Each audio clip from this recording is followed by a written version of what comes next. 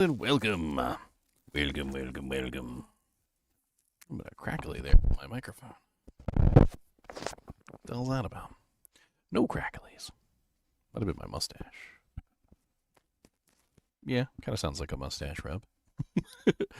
Today we're going to be doing the No Rest for the Wicked Q&A.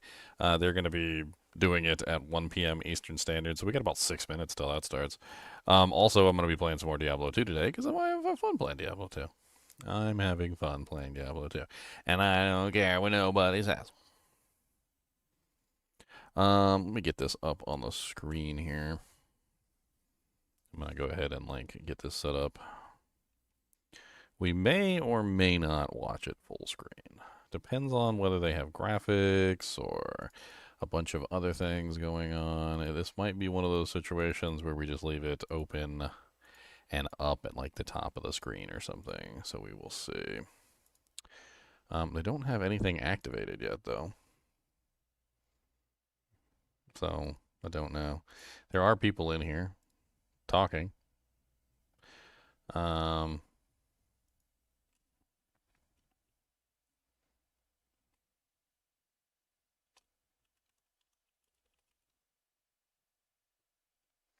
So, I mean, we got about an hour before this thing starts. So we got plenty of time. We're going to go ahead and have some fun with some Diablo 2 stuff before we get started. I wanted to get this running in advance, though. So let's make sure we have this up here. Let me go ahead and I'm going to close the chat.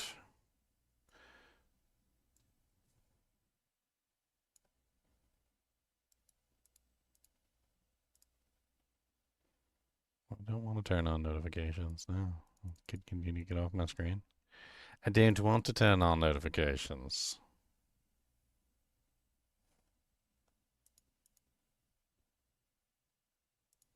I do not want to. No. I do not want to turn on notifications, but your big giant thing is in the way, making it so that you want me to turn on notifications, and I don't want to turn on notifications.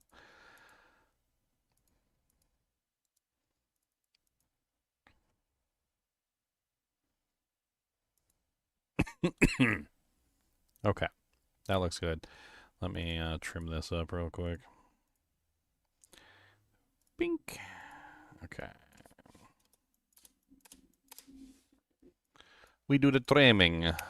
Trimming like the turkey on Thanksgiving. We do the trim. Trim the turkey. On the Thanksgiving, yes. Trim the turkey. We'll be trimming it away. Yes, trim the turkey.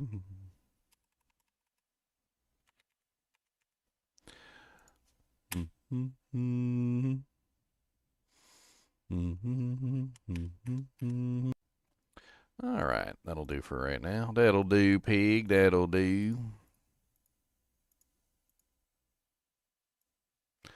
And we'll just make that smaller for the time being. It really doesn't matter. It could just sit up there and just be a thing until it starts in approximately 1 hour and 3 minutes. Let's go ahead and hit the intro button. Let's get started for the day, and I'm going to hop onto one of my characters and start murdering some stuff, because I like to do that.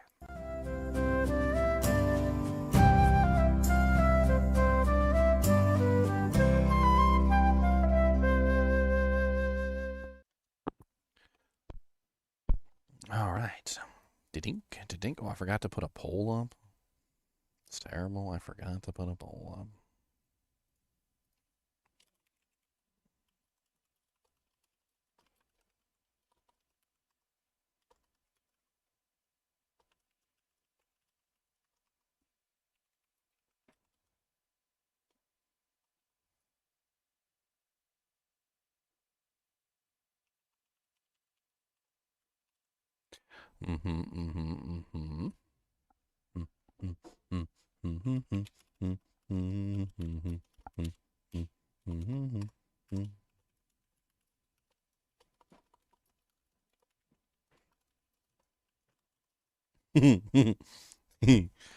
I made myself laugh with my jokes. Alright, let's get some music pumping because why not?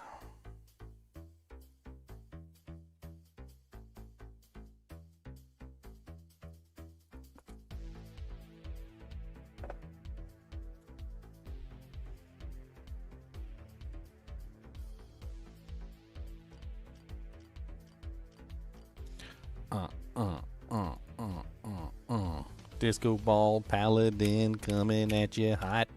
Disco ball paladin gonna tell you what. Disco ball paladin everywhere you see. Disco ball paladins coming for you and me. Yeah, that's how you feel about that? What if I do this?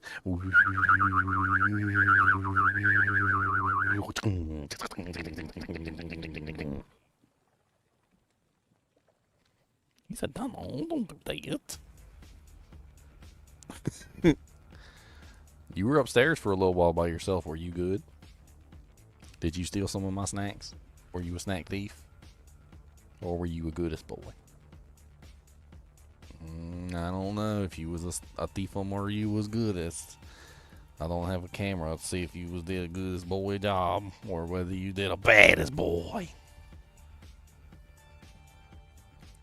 He said, Donald, I try to be the goodest boy that I can be, but sometimes not always easy to be the goodest boy. Look on his face. I'm going to have to assume that he was not the goodest boy.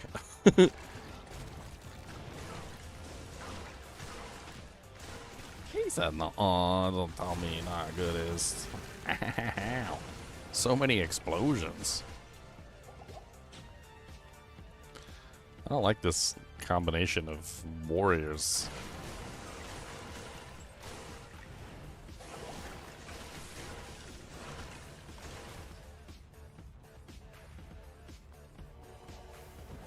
And bats? Ugh, that's disgusting. I don't like this combination. What's on the next floor? Let's get the hell out of here.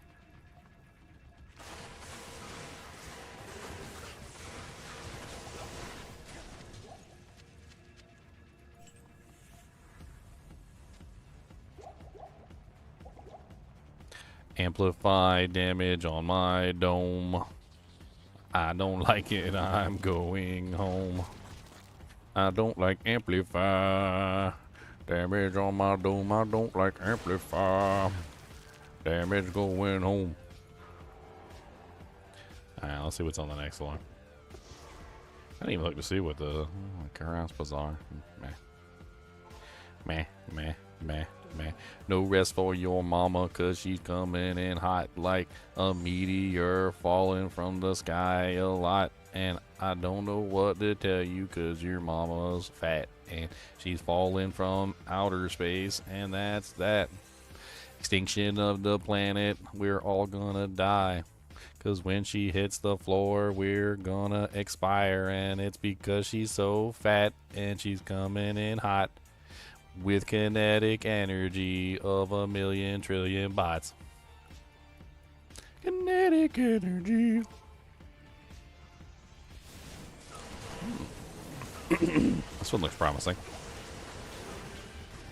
Ow, amplify damage. Always amplifying me.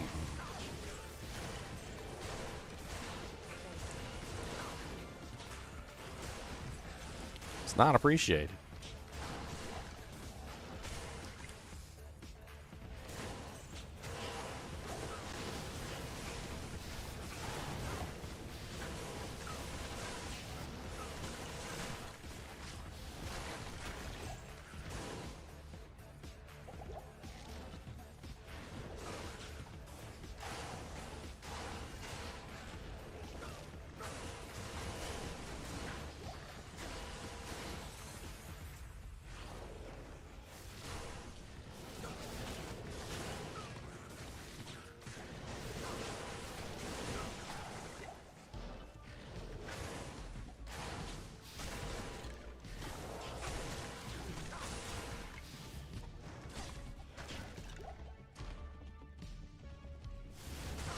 Yes.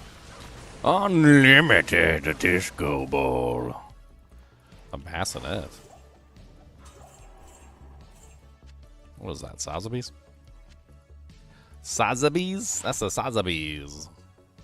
Sounds like a place you'd go to get something to eat. You're like, hey, let's go down to Sotheby's and let's get some snacks at Sotheby's. Yeah, they got the best chicken turnovers. Yeah, who doesn't like Sotheby's chicken turnovers, guys? Oh no, the mercenary's down. I really need to get him a better mercenary. That merc is really just not for him. I guess it gives amp. That's about it.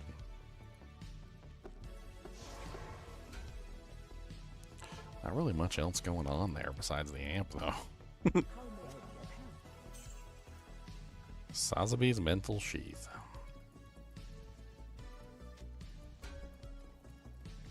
Yes, Cody. I took you out to go Peplum Doo. You didn't seem to want to go Peplum Doo. I don't know why. And now we're inside. I'm here.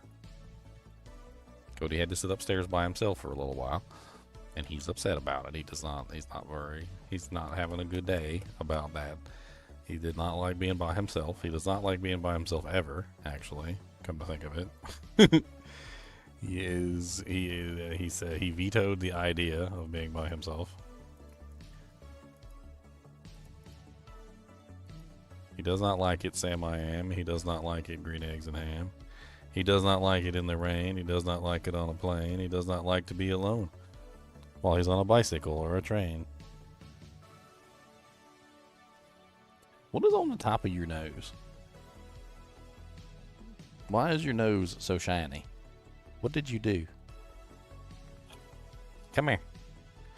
Come here, shiny nose. Did you burn your nose or something? Huh? What is this? It was not there yesterday. What did you do?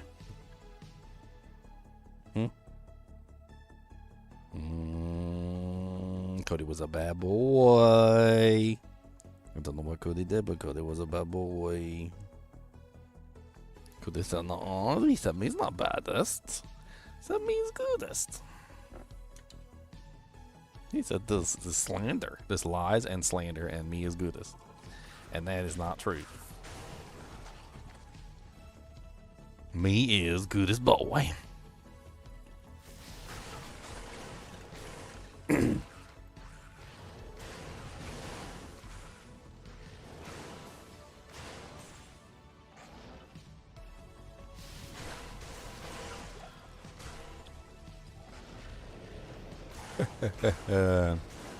Punks.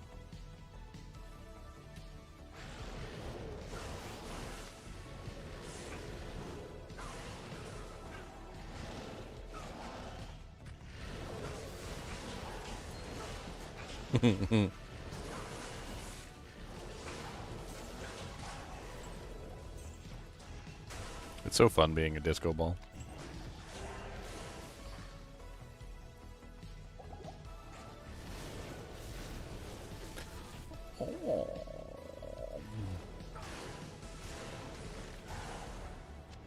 Ooh, a Warsicketh.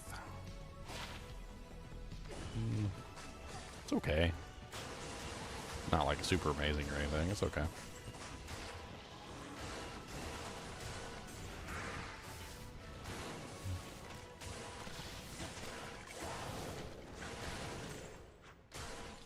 A Warsicketh. It has poison and life leech, which is both very nice. It has attack rating, min damage, and enhanced. I mean, all in all, it's not like terrible scythe. It's not an elite scythe because it hasn't been upgraded to the giant thresher yet, but...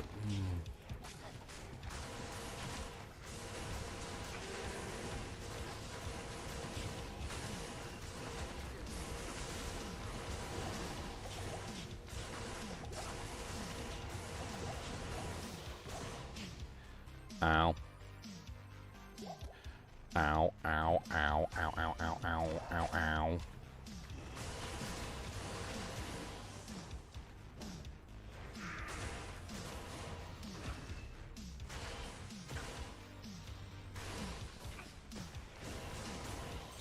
Okay, so we know 2 out of 3 of the combinations of monsters. What's the third combination?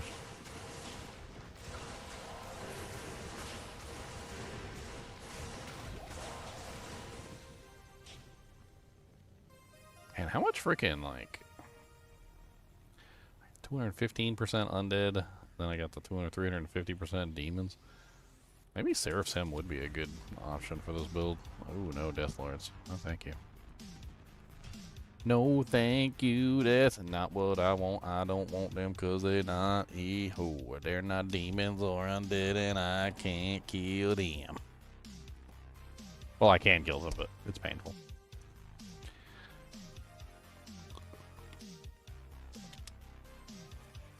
I'm gonna be a holy warrior. What's the TZ? Cross Bazaar. I think Cross Bazaar is mainly animals. Yeah, sorry. Mainly animals, I think, right? Bugs. Like gorillas. Trying to think of all the different, like, monster types over there. It's locked. Key. I can't carry it. Pick up the damn key.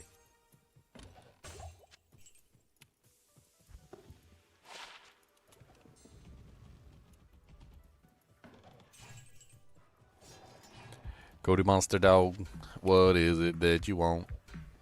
I took you out so you could go pepper-doo, but you just ran around and did some silly stuff. Chased a couple possums and Bud bit him in the fluff. I don't know why you never do what you need to do. When you're outside, you know it's number 1 or 2. Gotta go do in the potty, sir. If you don't go, then I don't know what to tell you. Number 1 or number 2.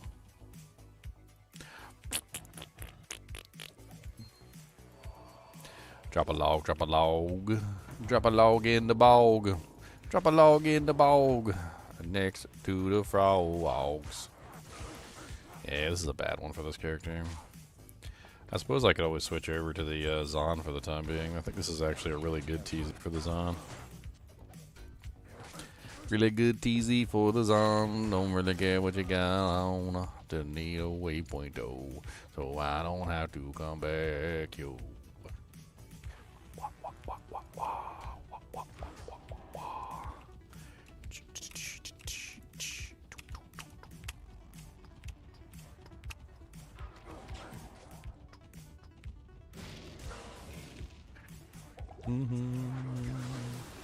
I don't care about you little Zachamarites.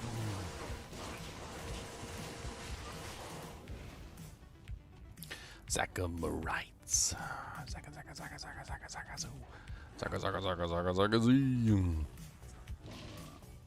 Overpowered well.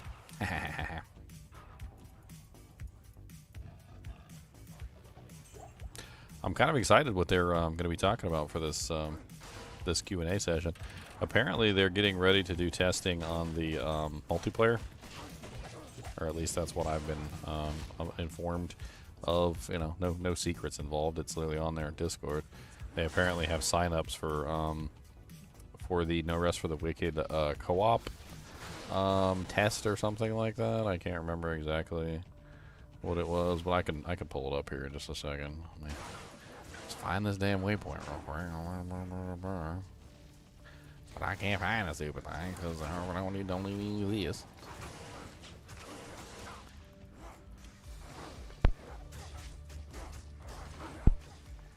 I'm so ready to be freaking done with this illness forever and ever and ever. Amen.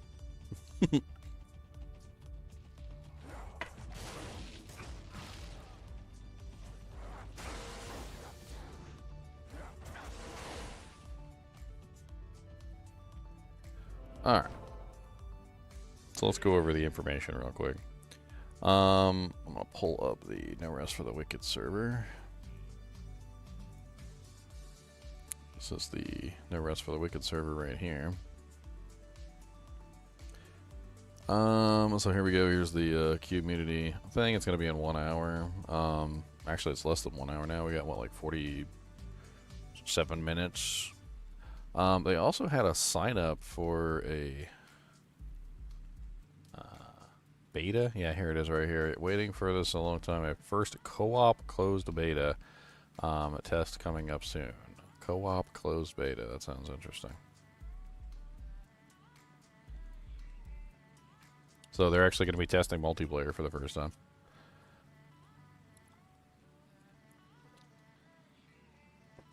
I'm kind of excited to see how the multiplayer goes on this game. Could be really cool. I'm assuming we'll probably find something out about the multiplayer in today's Q&A. So, yeah, that would be my guess. Let's switch this over to the Zon for right now. The Zon does way better in Kuros Bazaar than my boy does. Plus, she's higher level.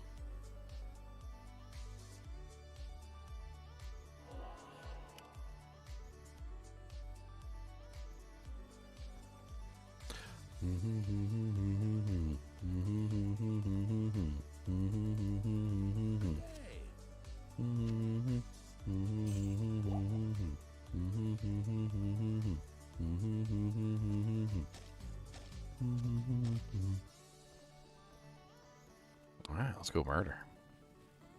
Murder, death, kill, murder, murder, death, kill. Come on down, go to murder, death, kill.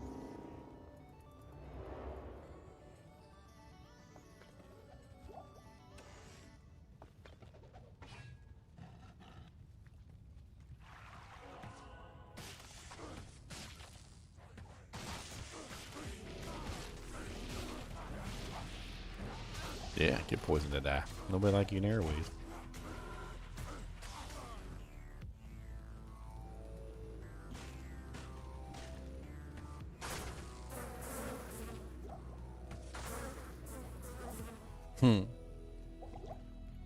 Firing one multi-shot and watching the entire pack fall down is hilarious. I mean, pretty good amount of poison damage. I could have better, but could still be better. It's locked. Oh, no. Better have some damn keys, I'm about to say. I better have some damn keys.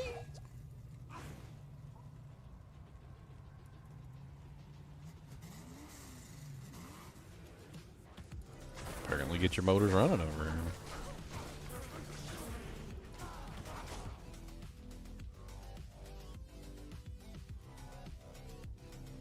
Man, 28 mana per shot is kind of ridiculous. They really need to tone down the multi-shot mana cost. I just missed both shots, too. Did I ever forget to enchant myself? I think I did forget to enchant myself. That would help if I was actually landing the hits.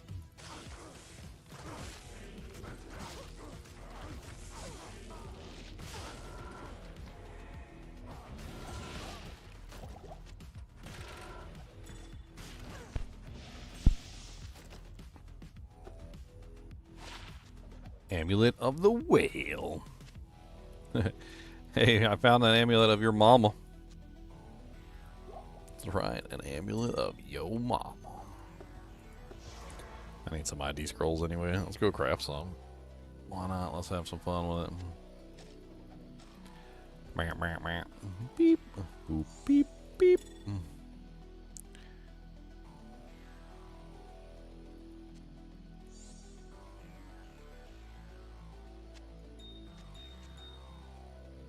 And I need a Ral rune.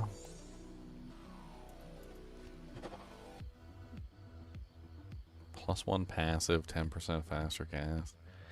And that amulet is all over the place and ugly. It's just ugly. That's an ugly amulet is what that is. That ain't look like ugly.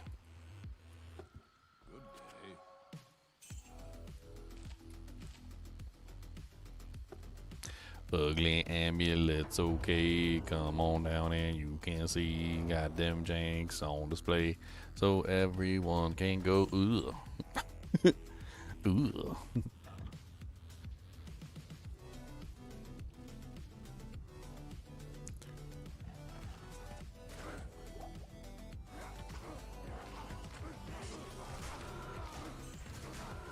It's like that episode of Star Trek with frickin' Data. Where he finally gets his emotion chip and he goes to the bar to order something because he wants to see what he likes. And Guinan literally gives him like the most atrociously disgusting thing, like on the under the bar because he didn't know what he wanted. And Data's like, ugh. He's like, I hate this. It's revolting. She's like, more? He's like, please.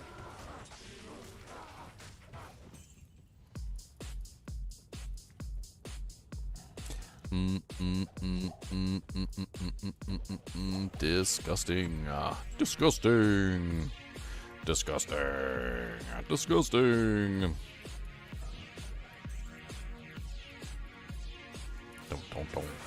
Don't.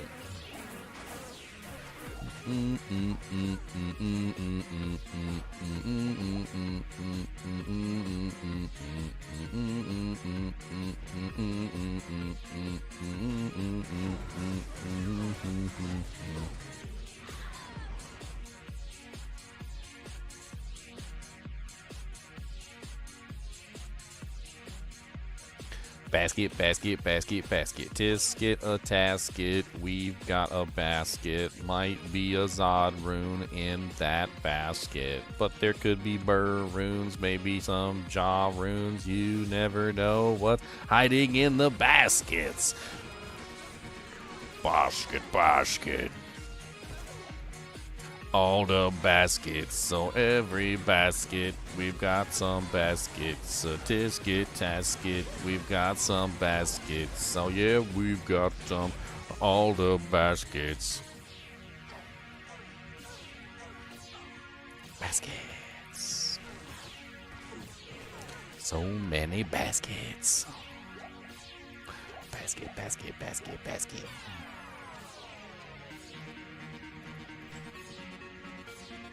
Basket, basket. Basket, basket.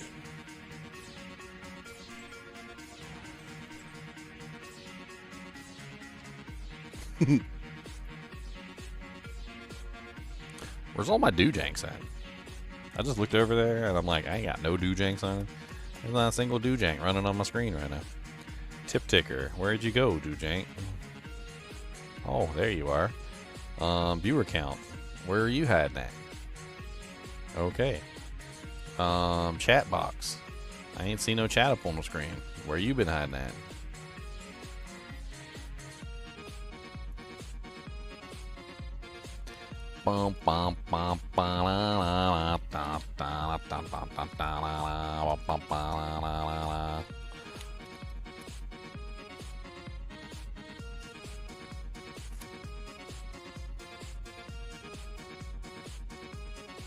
Okay, chat box seems to be working now.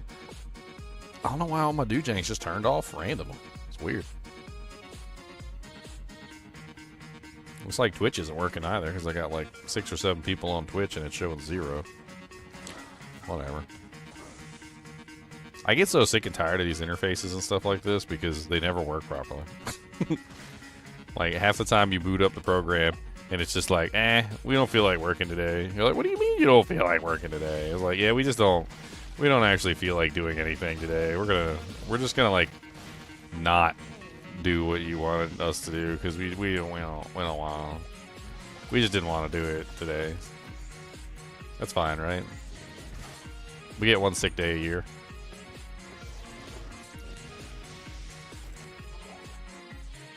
Taking the break from the life, man. Man, I'm kind of hooked to this TV show I've been watching called The Griffin. I don't know. I really like it. I like it, but I also kind of hate it. It's a good love-hate relationship. I don't really know exactly how to explain the show. Like, I don't... Like, if I had to compare it to another show... Kind of gives me, like, Never-Ending Story vibes. Little bit of a Never-Ending Story vibe. But instead of it being just one person who goes into the storybook, imagine it's like anybody can go into the storybook. But then also Imagine that instead of it being a storybook, it's real. There actually is a real place. Not just a fake place in a book. It's a real place. And then, to top it off, some of those creatures from the storybook can come into your reality. It's a very interesting TV show. I should probably throw a link down for you guys. It's a German television show. I believe in Germany it's called Der Greif. Der Greif. But it's pretty darn good, honestly. I'm having a lot of fun with it so far. I'm going to throw the Wikipedia link down because that's the easiest way for me to do it.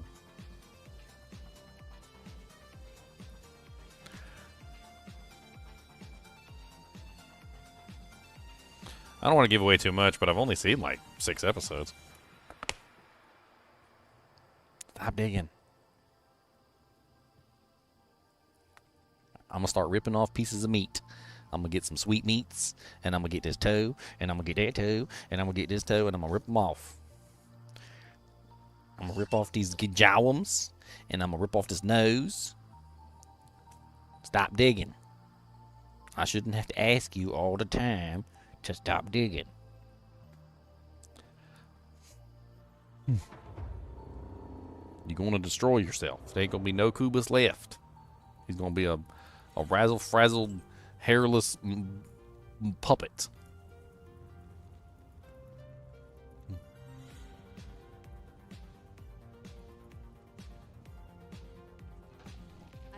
You think he's slick too? Like he'll go hide in the corner to dig.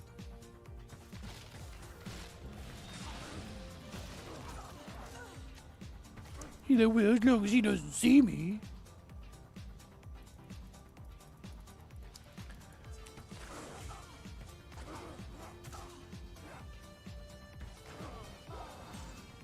My mercenary died. I forgot the rest. I'm pretty much done with this one anyway. I'll get him on the next one.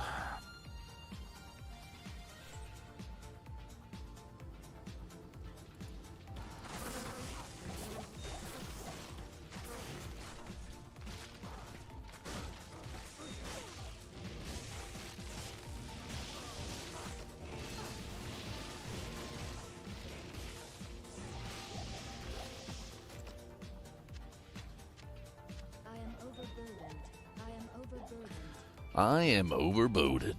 Burdened of the over.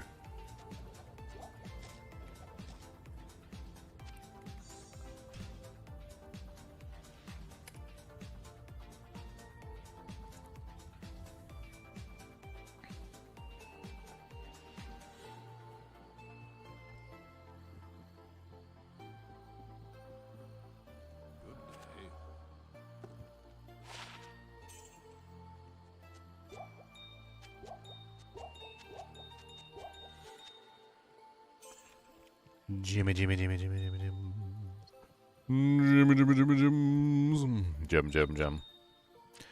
Jim.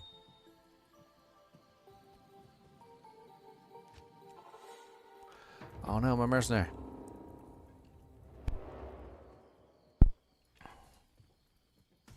Shut up, Ormus. What's up, manly Ashira? What the hell's with this girl anyway? Look, she got a freaking snake on her back. People who like snakes, I don't know. I don't know what to say about them. Snake enjoyers. I don't like snakes. They're slithery. They slithery.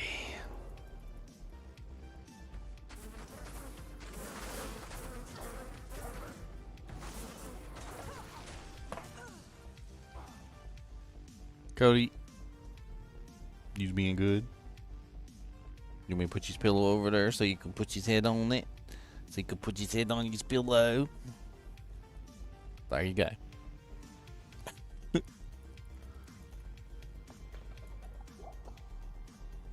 said, yeah, pillow's nice and soft.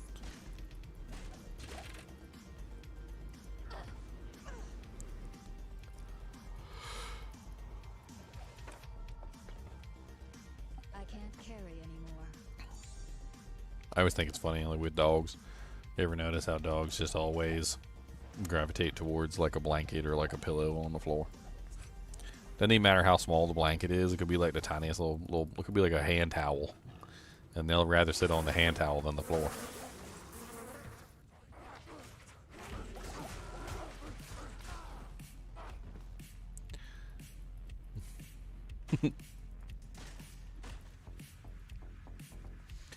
Alright, I'm gonna check over here. I forgot to keep this up.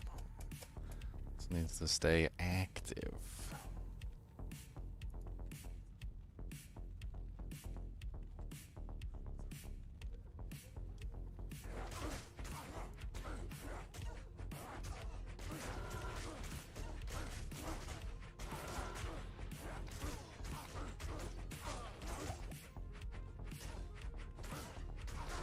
Yeah, get him, Mert. Yeah, good job. Look at you. Look at you doing stuff. Proud of you.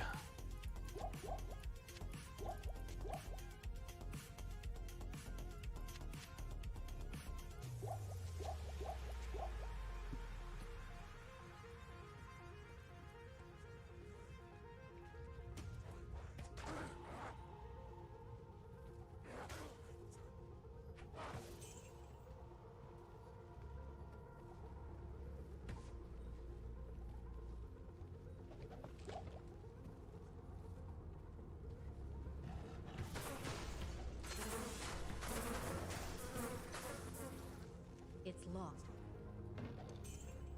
Key. Dang it. It's locked, but there's nothing in it.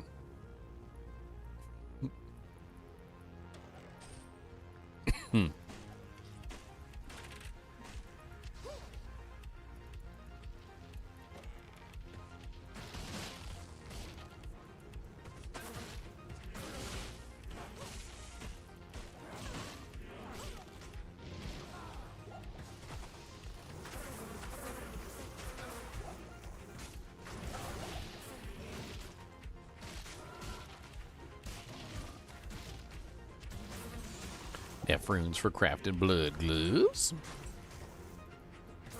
I do enjoy me a good blood gloves.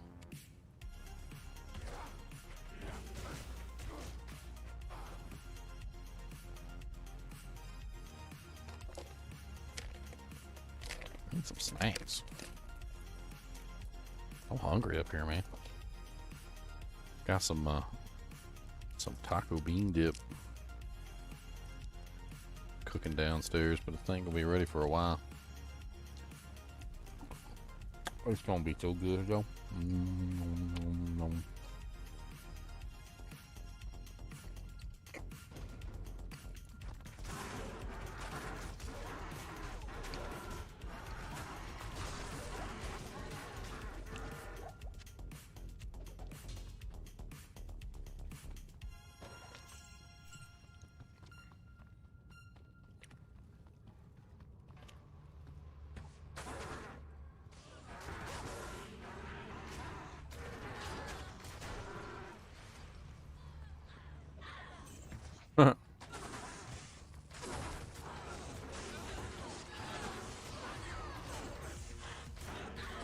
We just hear him dying in the background.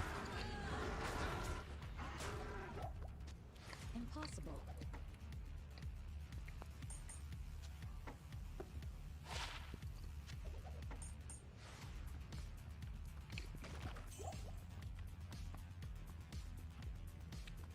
A big giant snake in here, dead on the ground. Somebody been eating it.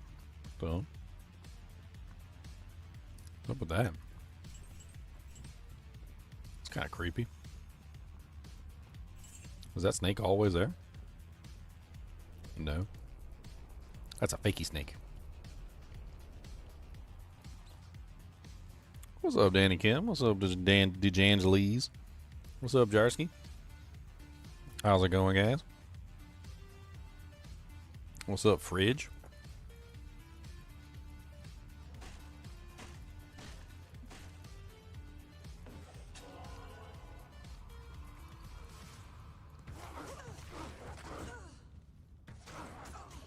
The faithful.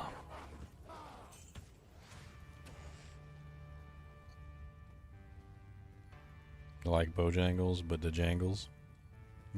That's right, D-jangles.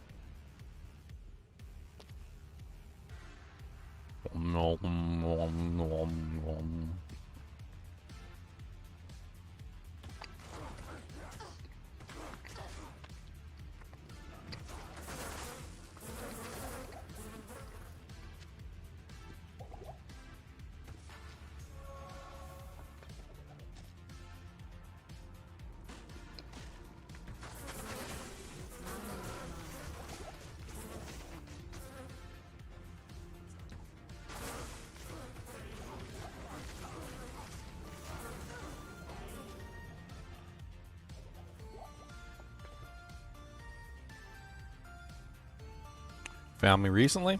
Well, nice. I'm glad you're enjoying the content. Always need help supporting the channel, and yeah, I'm glad you are enjoying watching the videos.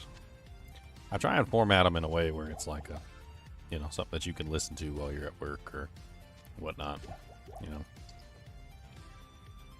that's how it's always been, anyway.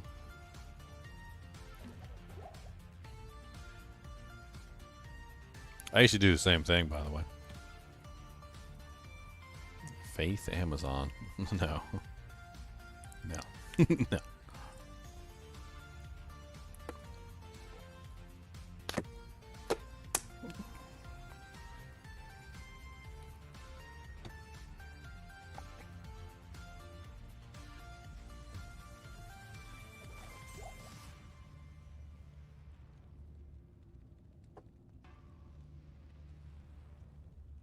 Cody, if you don't stop messing with my green screen, I'm gonna start punching butts. Let's see that butt right there, that big juicy meaty butt. I'm gonna right there. How about that? And then I'm gonna take this tail and I'm gonna do that with it. Yeah. And then after I do that, I'm gonna get some of these chunky foot meats. Look at all these little chunky chubby toe meats. Give me these chunky. He always looks at me like he's like, you bet not. You don't you do?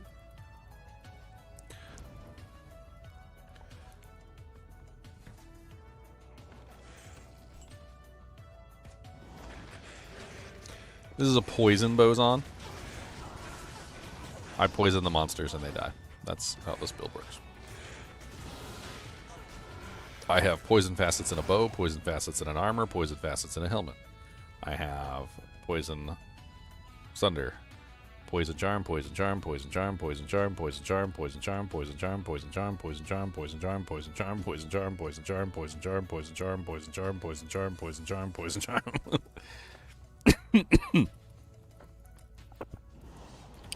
I poison the monsters, and then once they are poisoned, I laugh at them, and then they die. Sometimes I freeze them just to make it like extra painful, so they're like frozen and dying from poison at the same time. This is a poison boson. Quite a fun little build. Worked out better than I expected, especially considering I'm using all budget equipment.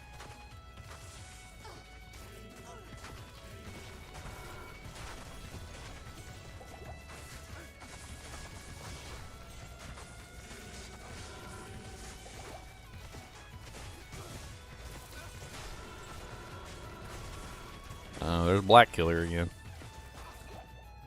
Cold Kill Hatchet.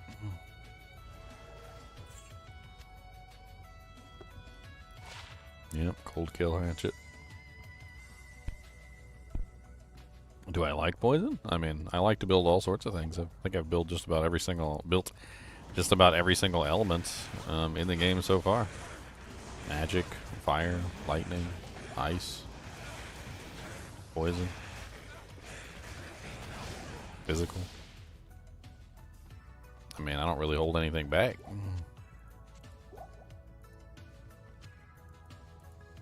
This is just one of, you know, tons of builds that I've done.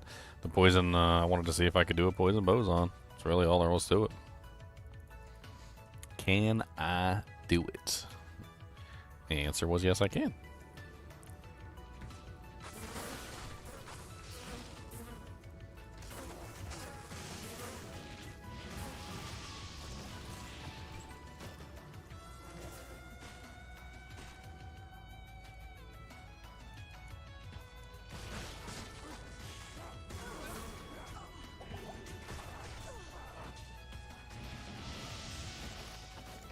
Have I done an ideal party run? I mean, I did a bunch of different runs. I've had tons of runs. I mean, you can find like a lot of my videos, like live streams and whatnot. There's like 1,000 million freaking videos. I mean, like first off, there's the Crusade run that we did, which was pretty cool. It's basically 8 paladins walking together with minions having like 16 different auras all coordinated. We called that the Crusade. I mean, we were literally 1 to Ubers in 12 hours, which was pretty darn impressive for how much fun we had while we did it.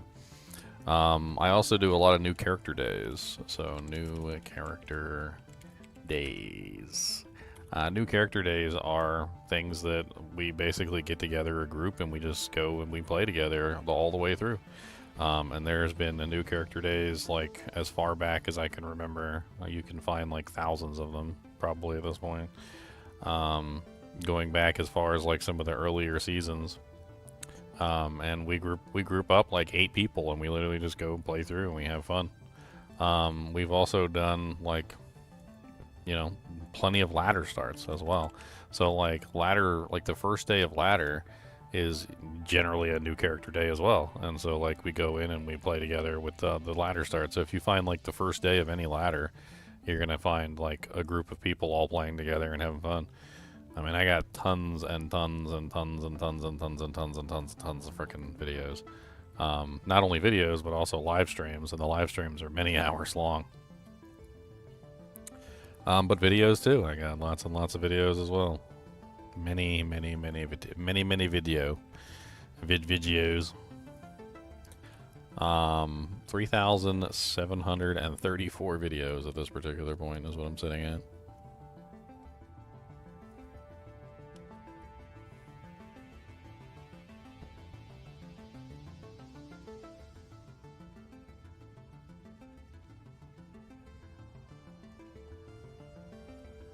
Most of the stuff that I like have is in playlists. I have tons of different playlists, so you can go through them and you can find different playlists. They also have like a courses now, where like it's a section called courses, and I have like a bunch of stuff for specific courses like Paladin, Sorceress, Amazon, etc.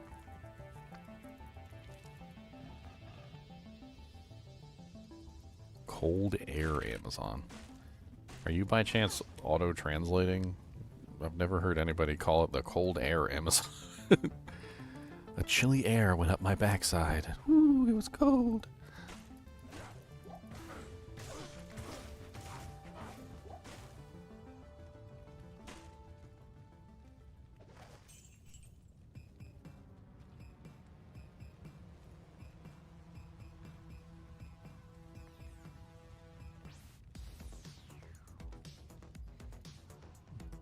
I mean, that's pretty much what the Crusade was with the Paladins.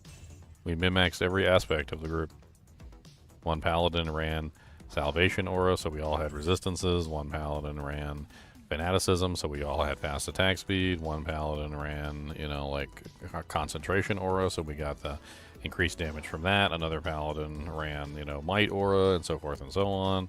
Like, we literally min-maxed the ever-loving crap out of the Crusade. Like, our Paladins were so broken that, like, we literally got to the end, walked into Ubers on players 8, and just slapped the Ubers down. We didn't even have to pull them in any kind of strategic way, because with all of the auras that we were running between, like, Defiance, the Salvation, the frickin' individual auras, like Fanaticism, Concentration, Might, Holy Freeze, Holy Shock, Holy Fire.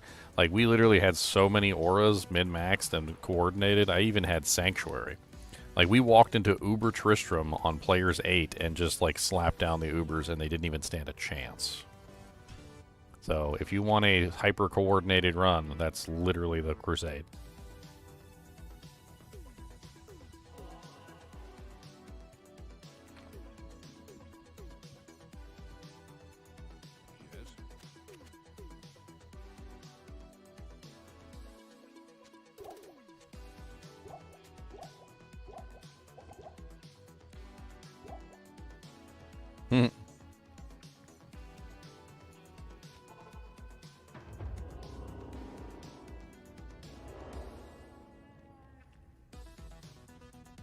Oh yeah, we had conviction too. My bad. I totally left that out. Of course we had conviction.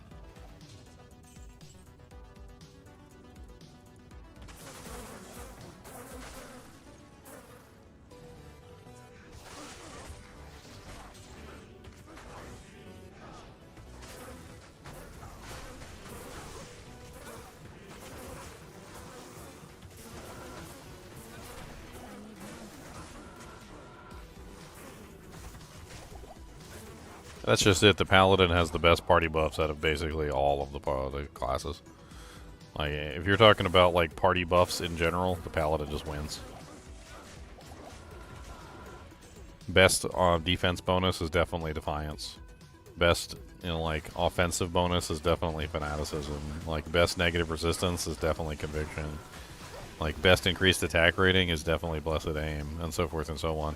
Like there's no winning. Like the other classes have decent like additional buffs, sure. Like the Barbarian has his battle orders, which gives extra HP, but like none of that matters. It's all a pale imitation in the grand scheme of things when you have an aura that affects everybody on the battlefield, and does so with much increased precision.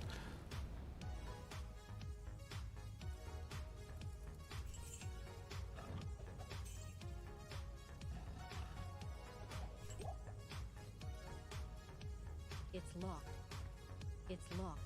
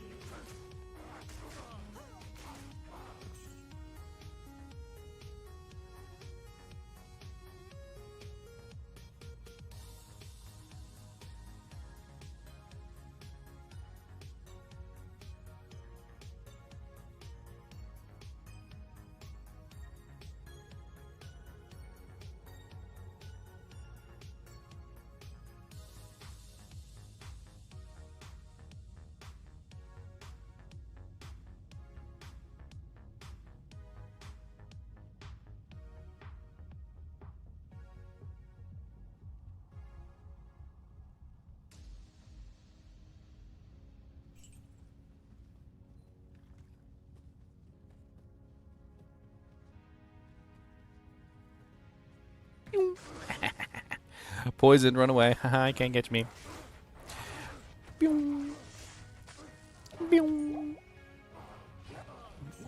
They just run away and they just start dying randomly in corners.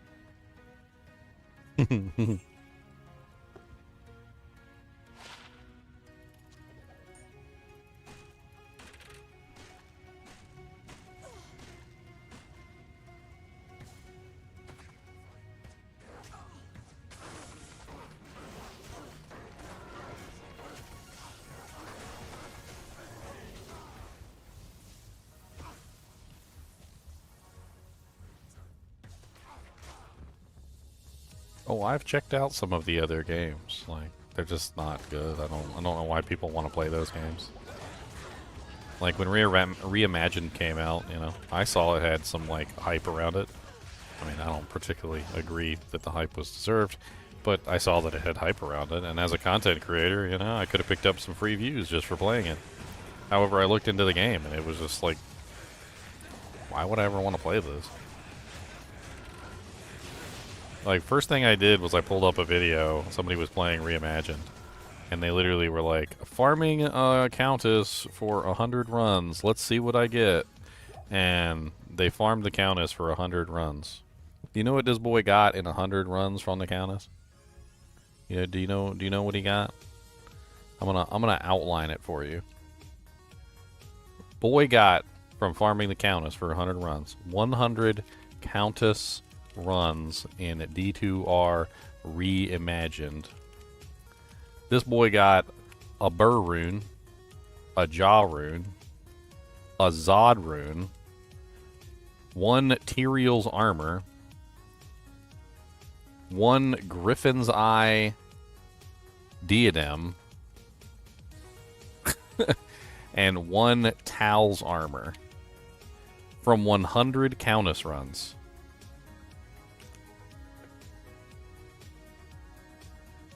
The mods aren't making the game more fun. They're making the games more easy. They're making them so easy that, like, what's the point anymore? In PD2 is the biggest offender because the entire game becomes essentially trash. One of the biggest issues with PD2 is PD2 literally makes all content ridiculously easy, except maps at the end, which they literally took from, like, PoE 1, and it's not even good maps. It's like sucky maps. They're literally just like PoE 1 trash maps. Like, what's the point of this exactly? Why make the entire game ridiculously easy and then, like, shift everybody over to doing maps? Why? What's the point in that? It's stupid. Like, they're both dumb. Moving on.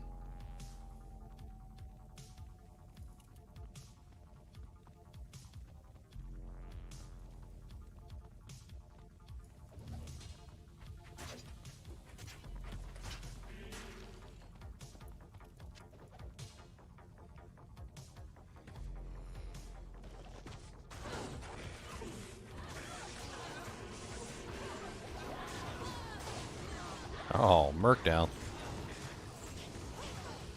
Man, they freaking wailed on him, didn't they?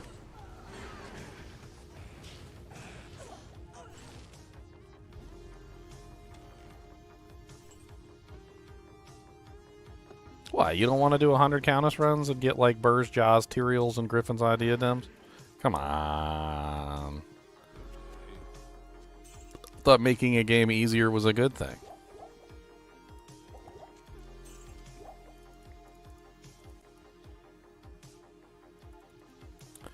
Alright, we are getting close to the time for this Q&A for No Rest for the Wicked. I'm going to refresh this page. Okay, there we go. Starting in 8 minutes and 4 seconds and counting. I'm going to make this a little bit bigger over here now that we're getting close to the time. I don't know exactly what they're going to be showing off today, or if it's just going to be Q&A. If it's going to be Q&A, I'm going to leave it small. If it's going to be like them showing off video clips and things like that, we will just bring it up to the full screen so everybody can see it.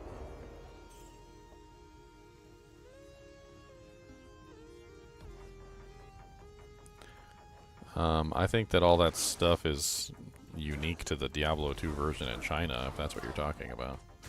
I don't think we have any worry of it coming over here. A lot of people don't understand why they make those weird changes in Diablo 2 in the Chinese version, and it has to do with laws over there regarding gaming.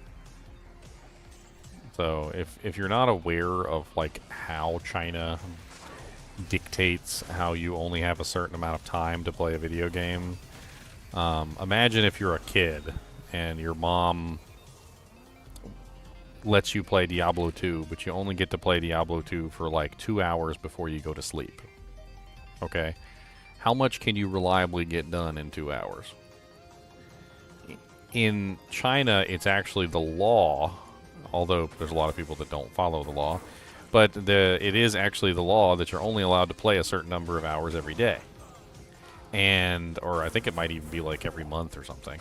But, like, the thing is that they did those weird changes because they were trying to lessen the overall burden of time investments in the game to achieve certain results, which they're doing that specifically because they want people to be able to achieve certain things with the limited amount of time that they have available. If you do a search in China and you look for like Chinese laws on gaming time, China has strict gaming time limits for minors under the age of 18, restricting them to just 1 hour per day. Specifically from 8 p.m. to 9 p.m. is the only time they're allowed to play, and only on Fridays, Saturdays, and Sundays, and public holidays. These regulations were introduced to combat youth gaming addiction to protect the physical and mental health of minors. Additionally, rules were implemented to curb in-game spending and rewards, and previous curfew prevented gaming between 10 p.m. and 8 a.m. It's weird over there. I mean, it's very locked down. I mean, this kind of stuff should make you very proud to live in a country that doesn't have like a hand in how much time you spend playing a video game. I mean, this is like overreach in my eyes, because you're basically diving into someone's personal life at that point and trying to control how much time they spend in a video game.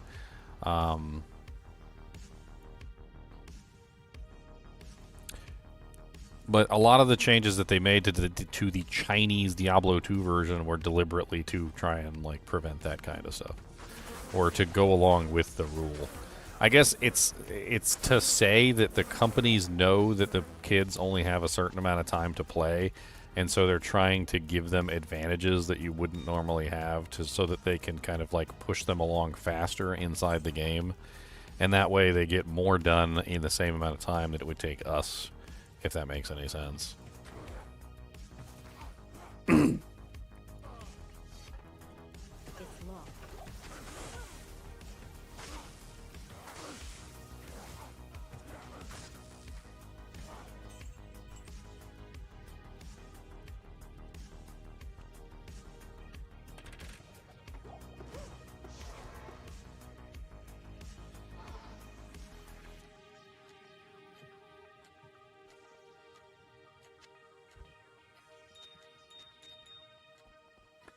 Alright.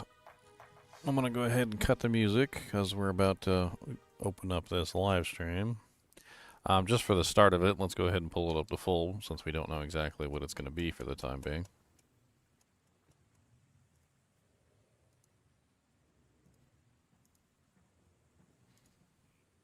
And once we find out what it is actually going to be, then we'll change it back to, you know, whatever we need to.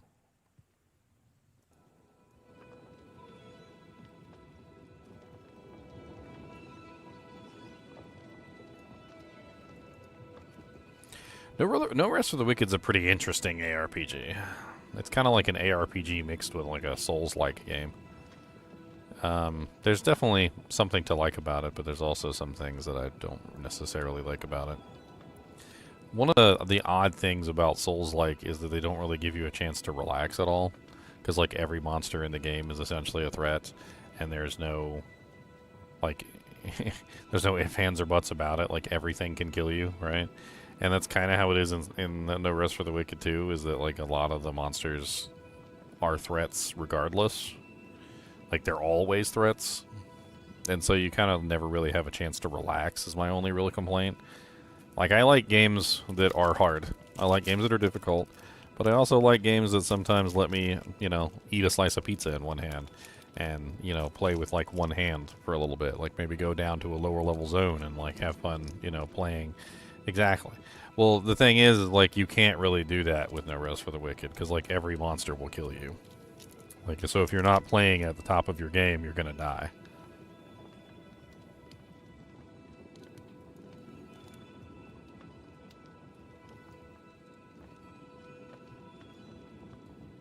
Dang it.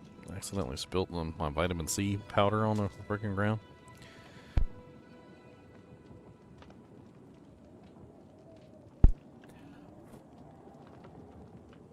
got the emergency stuff. I've been trying to keep up with my vitamin C intake since I haven't been feeling very well.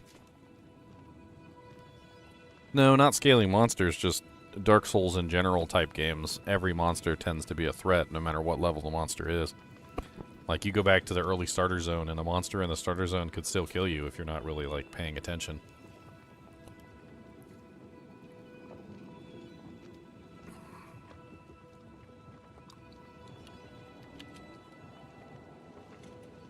It has more to do with, like, in general, the overall, like, difficulty of how the game is. You know, like the mechanics of how you fight monsters, in that, like, you have to be paying attention to fight monsters with the mechanics that they designed. And so if you're not paying attention, well then, like, you'll die. So you can't just, like, half-ass fight monsters.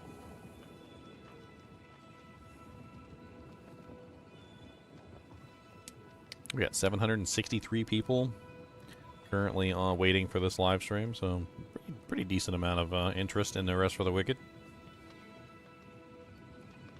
Of course, plus the 28, 25, what is that? 30, 35-ish. Oh, hello, And Thomas. we are live. I'm a little bit too close Hey, to everybody. Thomas. I think I might have to Hey move guys, myself. before we start the whole thing, I think I can hear the Twitch thing, but it would be good if we just get a quick blast from you folks on, like, can you guys hear us? Is the audio good and so on?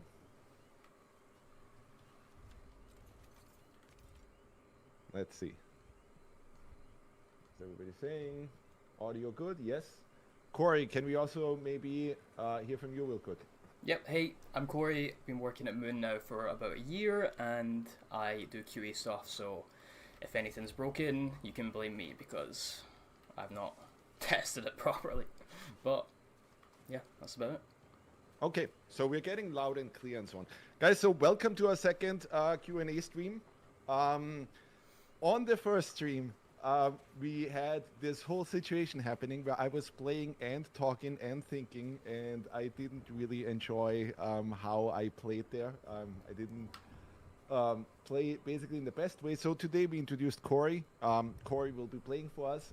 Just so everybody knows, we will be playing still the live build. We have a Wicked Insight coming up where we're showing everything regarding our co-op update and a lot more, but that will make it a lot easier today to make sure that I can answer questions properly and so on, and we can go through everything.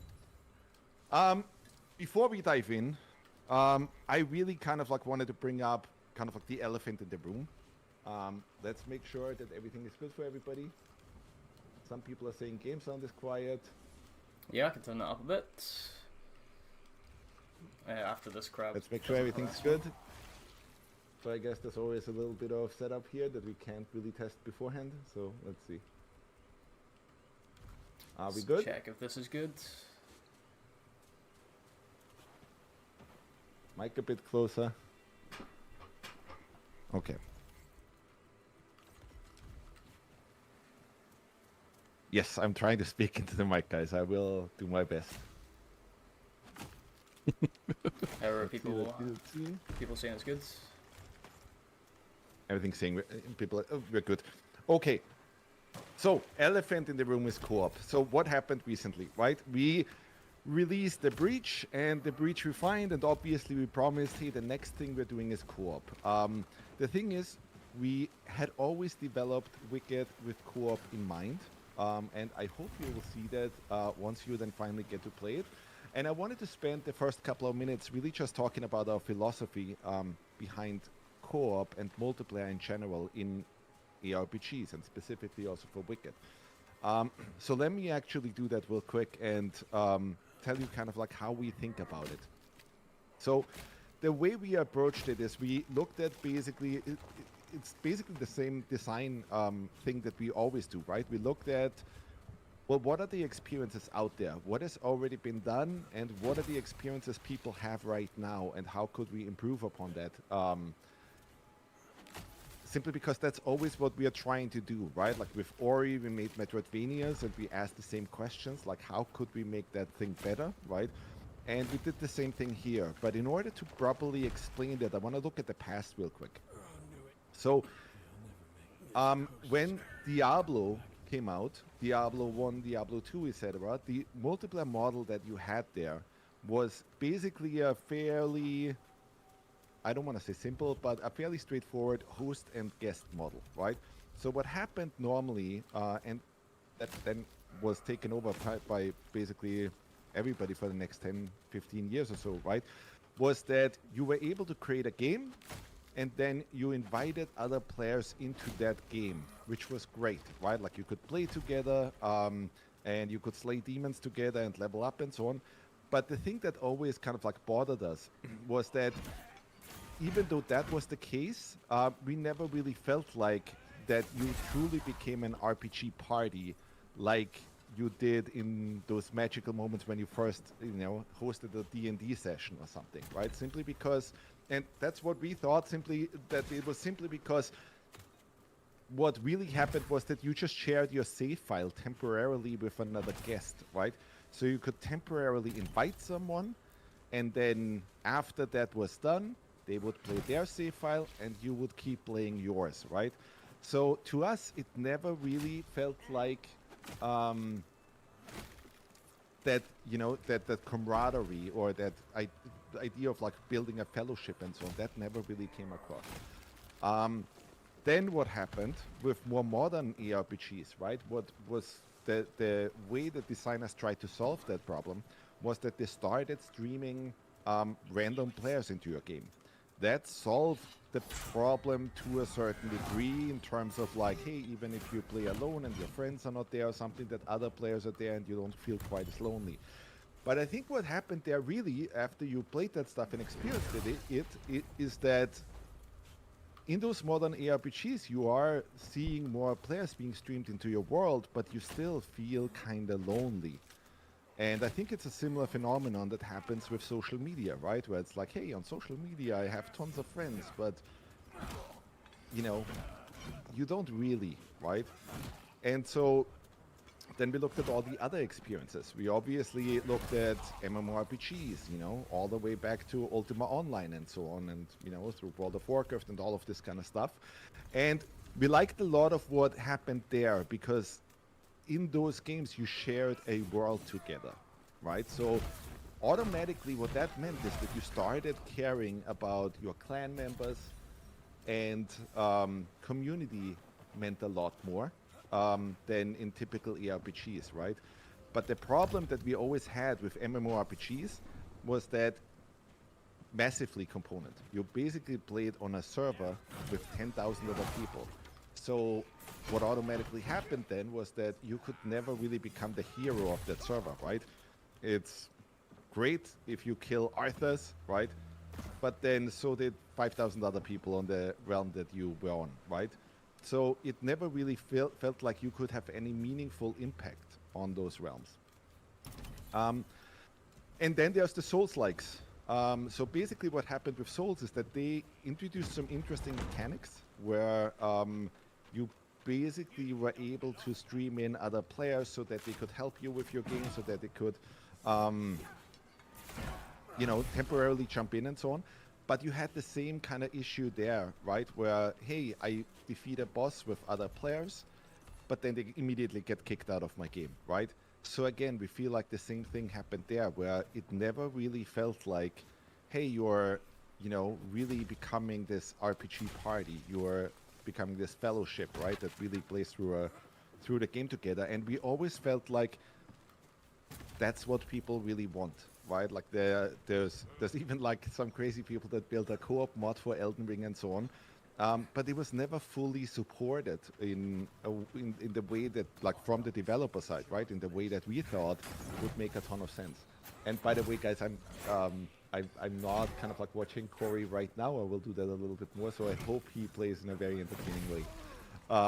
Corey was also the person who uploaded the first hardcore playthrough. Within like 4 hours, he bashed through the entire game in hardcore. So I think he will play quite well. But let's go back to the multiplayer thing. So what we really tried to do with multiplayer was to combine the best of both worlds, right? To try to get all this good stuff that was established in ARPGs, but then also get the really good stuff that was done in MMORPGs and basically combine that.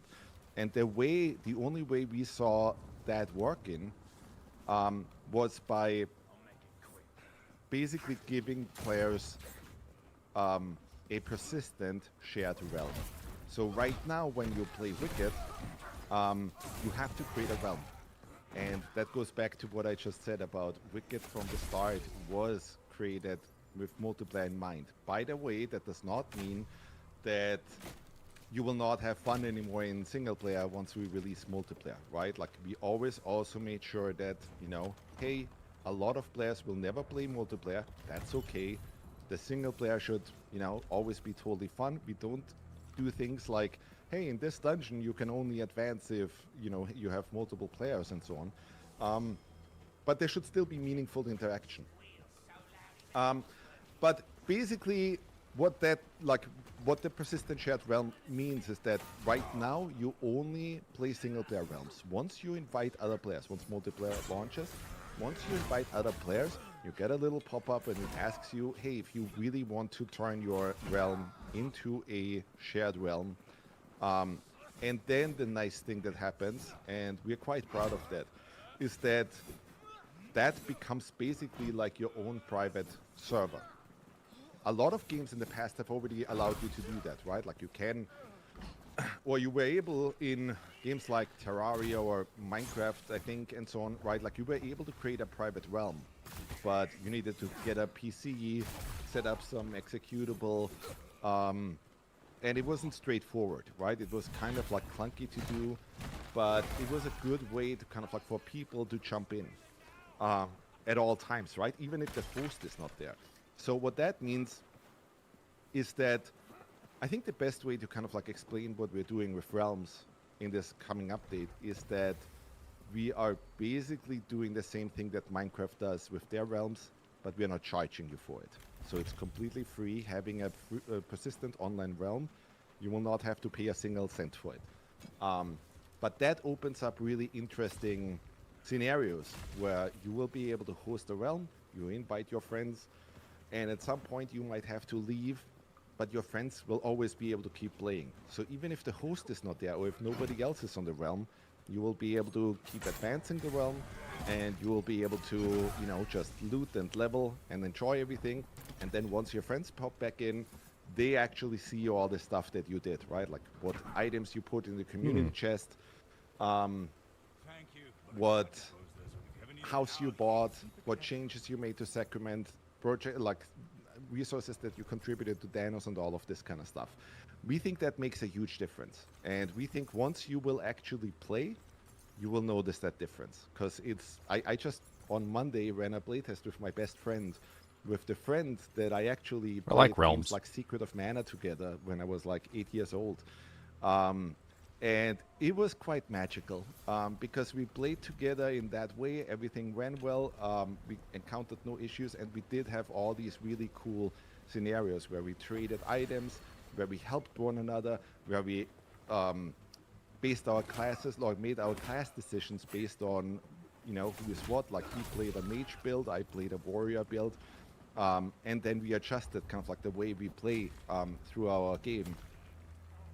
And then what happened is that he had to go offline, and we just got to the point where we, you know, like went into the tier 2 areas and didn't have iron tools yet and so on. And that really started to suck because it took a lot of time to kind of like cut down trees, farm some ore and so on. And then after he left, I kept playing for a bit, right? And I started crafting all these tools for us and so on. I put that stuff in the community chest, and I literally just popped him a message on my phone saying, hey, all of this stuff is available for you now, and so, you know, next morning you can grab it, right? And that creates a really interesting scenario, and a really, really interesting experience, because now you actually, I think for the first time in an ARPG, share world together. So in many ways, it is almost like playing an MMORPG, but without the massively, right? So instead of playing with 10,000 people on a server, you will be able to invite up to 3 other players for a total of 4 players per realm. And that also means we can, like, every player can make meaningful decisions. Every game goes with right? 4 Like, these if days. you Why not are the 8? guy who 8 like beat a Diablo particular 2. boss, you're the guy. 8, right? 8, 8. That kind of thing. That's the actually, if people understood this concept, because I think that's a fairly difficult concept to grasp, because this is the kind of thing that I haven't really seen done in other games.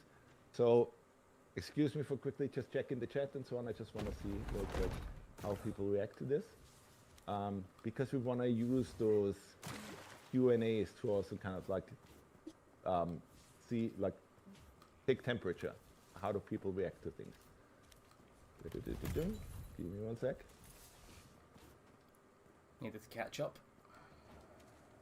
Yeah, exactly. So, I mean, people went through this stuff, right? Where it's like, hey, I have to make a Valheim server and so on, right? And it's never quite straightforward, right?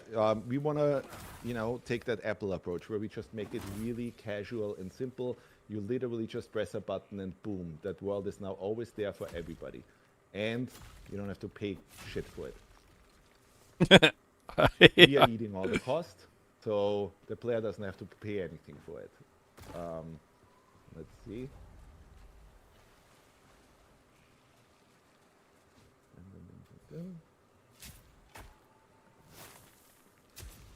I already see some funny names. Okay. We do have servers all around the world, but this is also why we will have a closed beta at the start, because we want people to basically just report things. If you get bad ping or something, please make sure you just report that, right?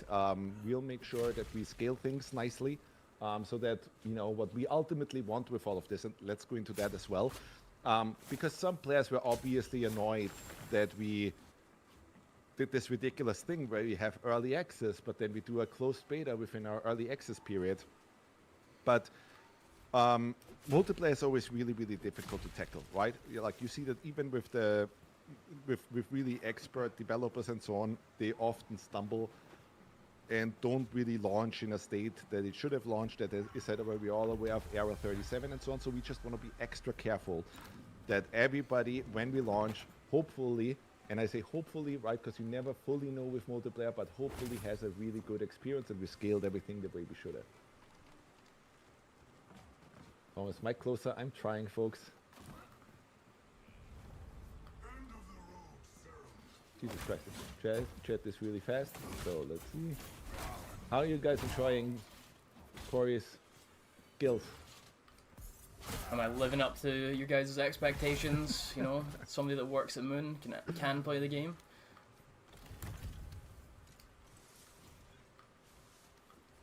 Let's get into that. There's all around more been asked here. I just hope co-op doesn't make it much easier. So I really have to be careful that I don't say too much, right? There's a lot of stuff that we want to keep for Wicked Inside, where we really go into all the details, all the features. We dive into how everything works. But I can already tell you that, well, we handcraft this huge open world, the Solar Sacra, basically, right? And so it just felt natural for us that we should also do the same, and we hand place all the enemies and so on, right? And we did that for single player, so it just felt natural that we should always also do this for multiplayer. So whatever experience you have right now, if you roam through Mariner's Keep with 2 players, you will get different enemies to spawn there, more enemies, different kinds of enemies, more difficult enemies, that kind of thing. And then that also changes if you play with 3 players or 4 players and so on. So you will get these experiences where if you play with 4 players, oh my god, suddenly there's a huge enemy spawning in, that spawned in the fortress, and now you kind of like have to work together to make things work. There is a slight stat scaling, but we didn't want enemies to feel like damage sponges, right? Like, it should still feel like No Rest for the Wicked and not artificially, procedurally like artificial procedural shit, right? We just wanted it to still feel like what you know from single player, but just adjust the challenge basically. And there's some really cool stuff there where you know, enemies will try to trap you and so on and come out of holes that they never came out of before, simply because you are playing with more players. Bum, bum, bum, bum.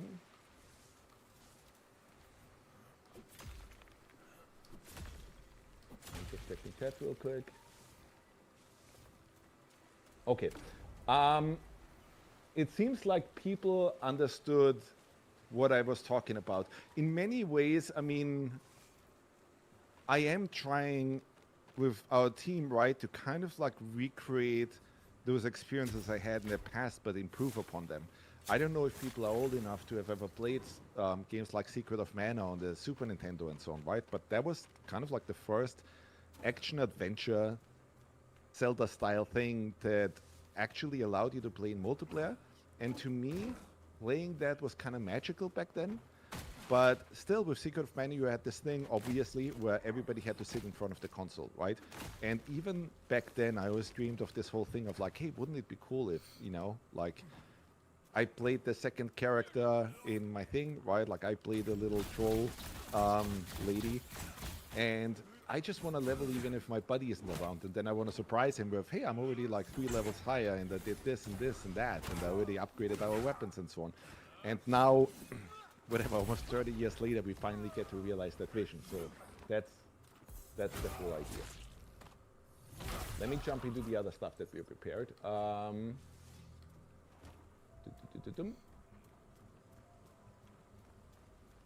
Yeah, so we already kind of like explained the private and public PTR thing. There will be a private closed beta that we're doing pretty soon where everybody will get to play multiplayer. This is not just a marketing thing, right? We will want to know exactly, hey, yeah, if you're playing in South Africa, just tell us if the ping is good enough for you. It should be. We try to do everything to make sure that, you know, wherever you are in the world, China as well and so on, that you should have good ping. We can't guarantee it just yet, so please just keep us informed and we'll make sure that we scale everything appropriately. Then after that, there will be also a more public PTR, meaning it's not yet just everybody has it, right? But we'll also scale that to a larger amount of a larger number, basically, so that more and more people get to play it, and we just basically try to guarantee with that we should land this launch pretty solidly. One big question that obviously came up is, how does housing work in multiplayer? So let's answer that. That's another whole thing. So I just played a playtest recently with 3 players, and the way we scaled the economy, and by the way, guys, there's many changes with the co-op release, right? Co-op does not just mean, hey, you're playing Reach Refined, but with co-op tagged on, there's more changes. Ari just told me recently that we committed to our code base from the time of, you know, Crucible to Breach Refined, or to the Breach update, right? We actually committed more stuff and made more fixes and so on in the current period from Breach Refined to now, basically. So there's a ton of stuff that has already changed. And a lot of the things, obviously, we look at the forum all the time. We look at Reddit, we look at the Steam boards and so on. And we're just trying to perfect. So again, same thing. If you get to play the multiplayer, this also has a lot of systemic changes in there, and we'll want to hear your feedback, right? Let's see how you guys like what we came up with. Let's get back to the housing. So the housing permissions, we played this 3-player session where it was interesting because we scaled the economy in a way where buying a house early on is really expensive, right? Like you have to pay like 30 silver or something for the house that you want. But we introduced a whole permission system for co-op. So basically what that means is that if you put all your money together, right, you can buy a house fairly early, and then you can share that house. There's this little house plaque outside everybody's house that everybody can walk up to, and then like basically make changes, right? Like the house owner can, and that means that one person can buy a house and basically give permissions to everybody else, right? And this way we were able to share a house. We entered the house, just put all our stuff there and so on.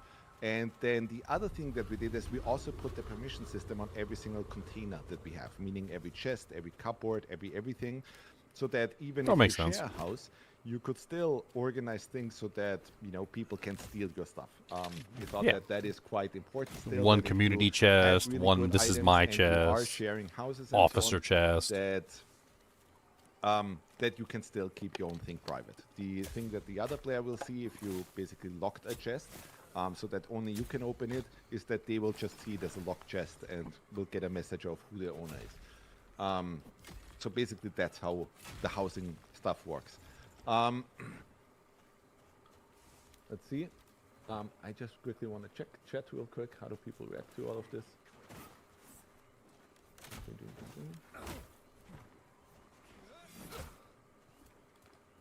But I'm gonna go through it in order, so if I didn't answer something yet, then I probably will by the end of this, and if not, then you can still throw your questions in and we will see if we can answer everything.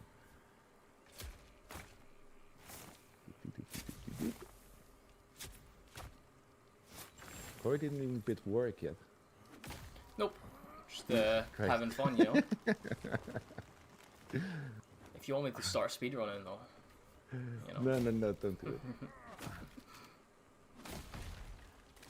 We will be giving away keys in the stream. Apurva will just send me that stuff and then we'll see.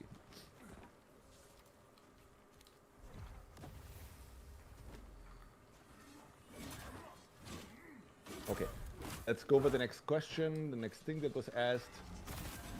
And obviously the class system comes up a lot. So let me dive into that as well.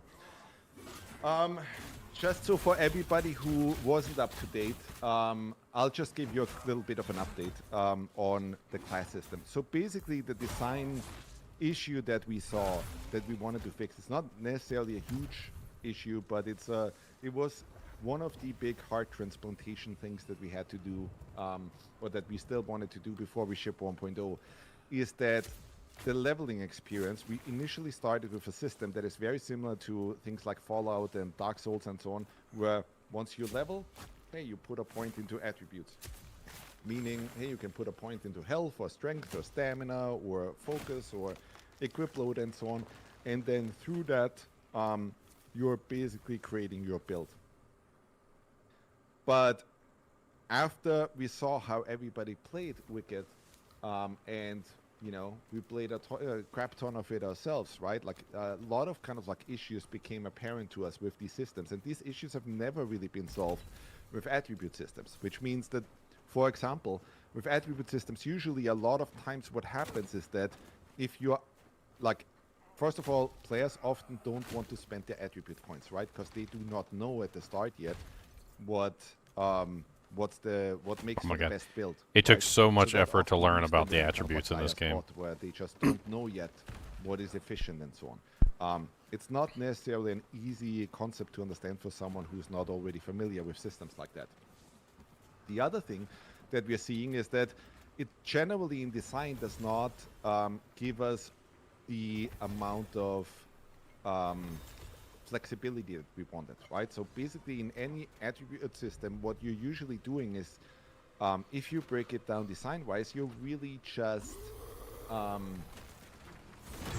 upping the numbers a little bit. Meaning, if I put 3 points into health, cool, now my health goes up by whatever, let's say 10%, right? But that is literally all you're doing. Then you have other systems like box systems and so on, where it's just, hey, and in order to equip this weapon, I need to have X amount of points put into strength, for example, right? And what we ultimately wanted to do, and we saw that in, we got inspired by games like Final Fantasy Tactics and so on, was to go into, basically introduce a system that would allow us to keep our soft class system, That's another thing to clarify, because when people hear class system, a lot of times they're thinking, well, Diablo, right? Where it's like, hey, once you pick a barbarian at the start, you will always just play barbarian, right? And that's not the system that we're going with. The system that we are going with is still a soft class system, meaning that it is based on your weapon. If you pick a dagger, you will play an assassin. If you pick a greatsword, you're leveling into a knight, and so on. Every class has a certain number of traits, and every class has weapons and runes and so on assigned to them, right? In order to to get runes, to be able to extract them, use them on everything and so on, you have to master the weapons. That's at least like the current implementation. We're still debating this a bit, but you gain SP right now, skill points basically, every time you defeat an enemy and so on. That is what you buy your traits with. And traits are basically replacing that leveling experience that you normally have, where if your character levels up, boom, now you have a... now you put some points into attributes. We're kind of like merging all of that together, right? So that every time your character levels and you gain enough SP and so on, you can put some points into these traits. And traits just allows us to do all this kind of stuff that wasn't possible before. Meaning we can put in traits where it's just, hey, you might want to use the traits from the assassin on, let's say, the squire build or something, right? Where, you know, if you find yourself backstabbing a lot, some of these assassin traits might be really fun for you, right? That kind of thing. Traits can be interchanged between classes, because ultimately what we want is that people, like, we want to see it as like, hey, we give you the tools, but we don't want to constrain you that much. We are giving you certain guidelines where we say, hey, if you want to play a paladin, here you go, right? This is how Moon Studios, the designers, have prepared the paladin. Here's the kind of weapons. Here's the runes that you can use. You can mix and match that. But ultimately, it should be up to you, because you can mix and match. And at a certain level, right, of options that you give the player and so on, the math just becomes kind of crazy. So the amount of builds people can come up with by just mixing and matching and combining things and so on becomes pretty crazy. So that's the system that we are going with. That's the system that we implemented right now. This is the system that we're testing. And there's a ton of good stuff that we already saw in playtests now, right? So one of the things, for example, I'll highlight something that I think I would see as a negative right now. One of the things that we're constantly seeing is that players defeat a boss and you know, get lucky enough that a really good weapon drops, but now they can't use it because the weapon dropped and needs certain attribute requirements that aren't actually, that you don't actually have, right? So, you know, like you play a mage, you kill a boss and a greatsword drops and, oh crap, I don't have enough faith or I don't have enough strength.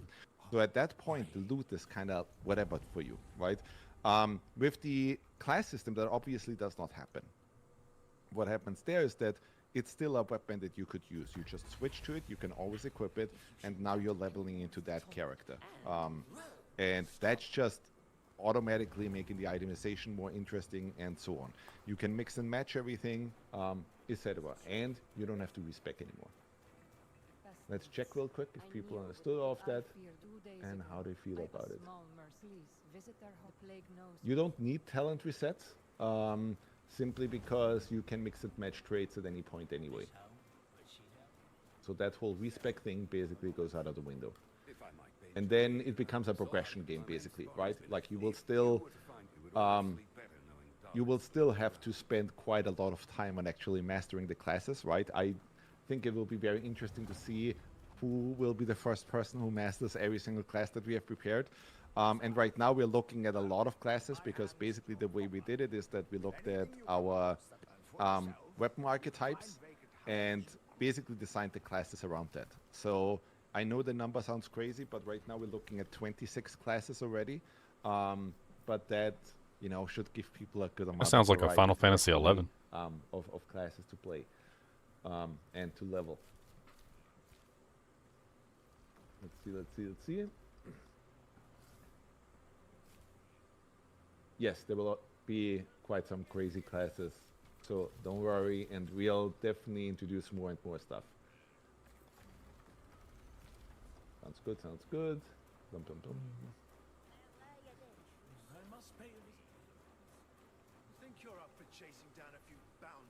So basically what they're Corey, saying what's your is they're plan? going to be changing over do some from the bounties. current system I that am they're using to wondering sort of like a what weapon class-based I'm gonna system. use here, because we got a quartz mirror blade, so It's really yeah, quite what's that? Not interesting. sure yet. It kind of sounds like they're talking about Final Fantasy XI We get some Online, feedback which from is people. What do you guys want to see Corey using to play through? Yeah, let which me is know. it's Let me it's chat, in Final Fantasy XI you could level up every class, and then you got to choose a subclass, and you got to basically go back and forth between those skills. We won't have classes that are only useful in co-op, but we will have healing classes and so on. Like the cleric, for example, is a class that we are supporting. That obviously will have a lot of kind of like heals and buffs and that kind of thing. I get this question a ton. I don't know why. Like, what's my favorite weapon? Guys, I'm the guy who actually sets up all these weapons. So what always happens to me is that the last weapon that I set up is the one that I like the most. And so it always changes. I have a favorite weapon. My favorite weapon What's your favorite weapon? Summer Sting. It's my favorite weapon. Great sword. Mm-hmm. I'm still very partial to all the ones that I set up for Breach. So There's lots of fun weapons. yes, there's tons. Yeah, that's one of the Weapons are problems tied that to I classes. had, is it was So, very difficult to choose your weapon your because class basically automatically it was based on changes based stats. on which weapon you pick.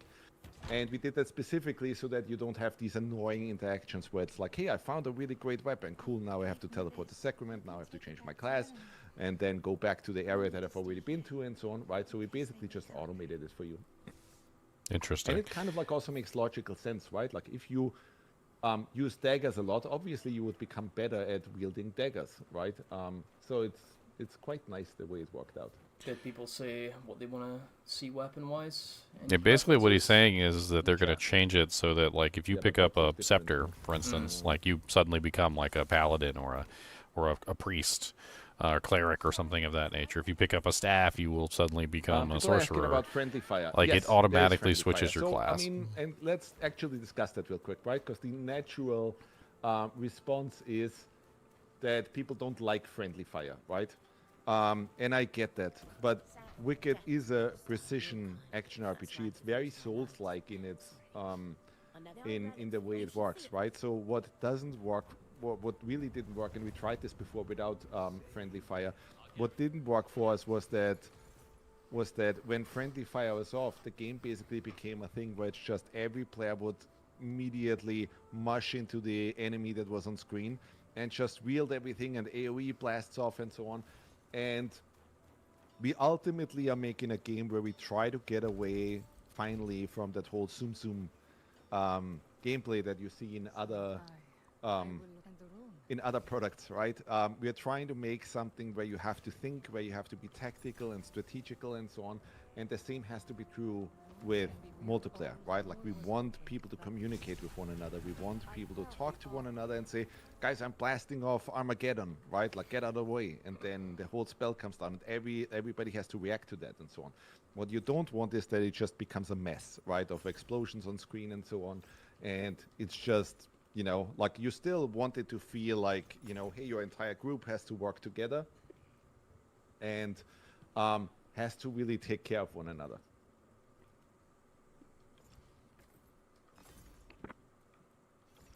Also, there's lots of games out there now that do it, right, and do it well. I think Helldivers, for example, has friendly fire, and I think people liked it there as well. At least it led to a lot of fun scenarios. Friendly fire is not one-to-one, so obviously we're not crazy, right? Like, if you do hit your friendly player, your ally, with a charged claymore or something attack, then no, we're not. You know, we're not draining the same amount, but it still is annoying if you get interrupted by your friend and so on, right? So don't worry too much by friends constantly killing you, but you might get interrupted and that kind of stuff.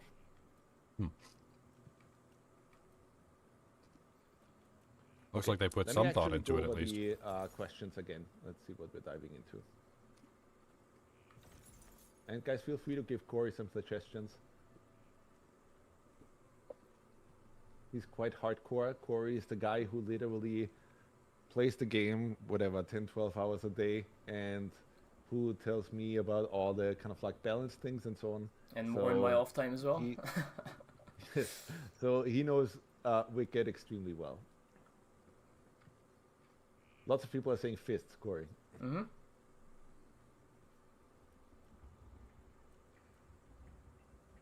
We can try that. If I actually get a fist weapon, I'll get one from Alharia. Swords in your eyes will trust only for you with both. Realm settings we're still looking into, but we want that. I can't promise it for soon, but obviously that's something that I discussed before. That would be very fun if you could set up the realm exactly like you want, especially with co-op and multiplayer and so on. But let me go back to the questions or to the stuff that I wrote up. The other thing that we are changing is the crafting system and the way we went about that. So initially, the system that we introduced was fairly simple, but over time we saw that the RNG is kind of like hurting us there. So basically the way it worked until now is that every now and then a blueprint could drop, right? So we thought, hey, that would be fun for players. So they would play for a long time until they have every weapon craftable and so on. So you would read that blueprint and then you'd know how to craft a weapon. And then you just go to a crafting table. It would list all the weapons or items in general that you can craft. And then you just go ahead and craft it, right? The problem was, well, we have a massive shit ton of items in the game, right? I can actually look it up real quick. So Every time he cusses, I laugh. and I know for when we initially launched Wicked, the weapon number that we had was 100. If I look into our item manager right now, just one second, the numbers that we see is we have 346 weapons there in total. Whoa, So it would that's a lot of be weapons. quite the RNG issue if you try to get this one weapon with RNG out of over 300, right? So It's the basically accent. what we introduced and what we how we wanted to solve this is by basically introducing the scribe table. So that will also be there for the co-op build already, because we want you guys to try that and tell us kind of like what you think. The scribe table works in this way. You will find it right next to Danos now. And it is basically just showing you, it's another crafting table. It's just basically showing you every weapon that has already been explored on the realm at least once, or found on the realm, right? So every weapon that already at some point existed on the server will be there. And we introduced research papers. Those are just random drops, and now you can use those research papers to actually research those items. So basically, if you wanted to or want to know how to craft some furniture piece or some other item that was really difficult to find before with blueprints and so on, you can literally just force this stuff basically right now by finding research papers. Then you just open up the scribe table. It has everything nicely categorized, so you guys basically see what I see in the editor, and then you can just research everything, right?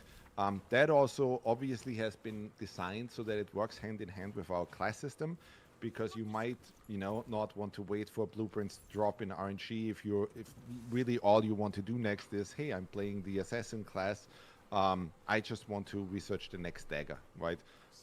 So we made that quite straightforward. Once you researched how an item can be crafted, boom, now you go to any crafting table where that item can be crafted, and you can just craft it. So that makes it a lot easier and way nicer. Let's see how people are feeling about everything.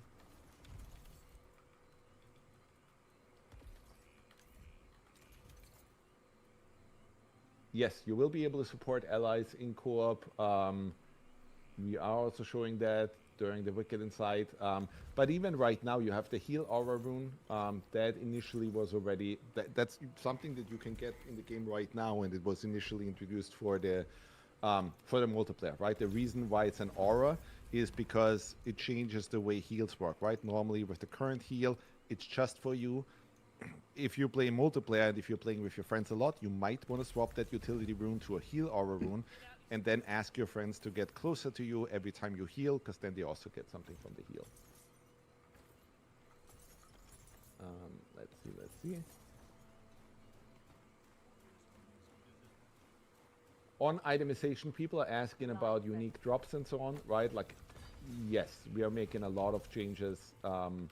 I don't want to say too much right now, but we are obviously always trying to improve our itemization to make looting and leveling even more fun and finding unique gear and that kind of thing.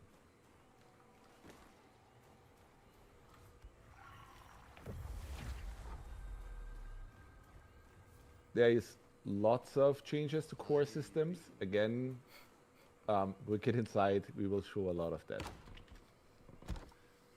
Let's head back to the questions real quick.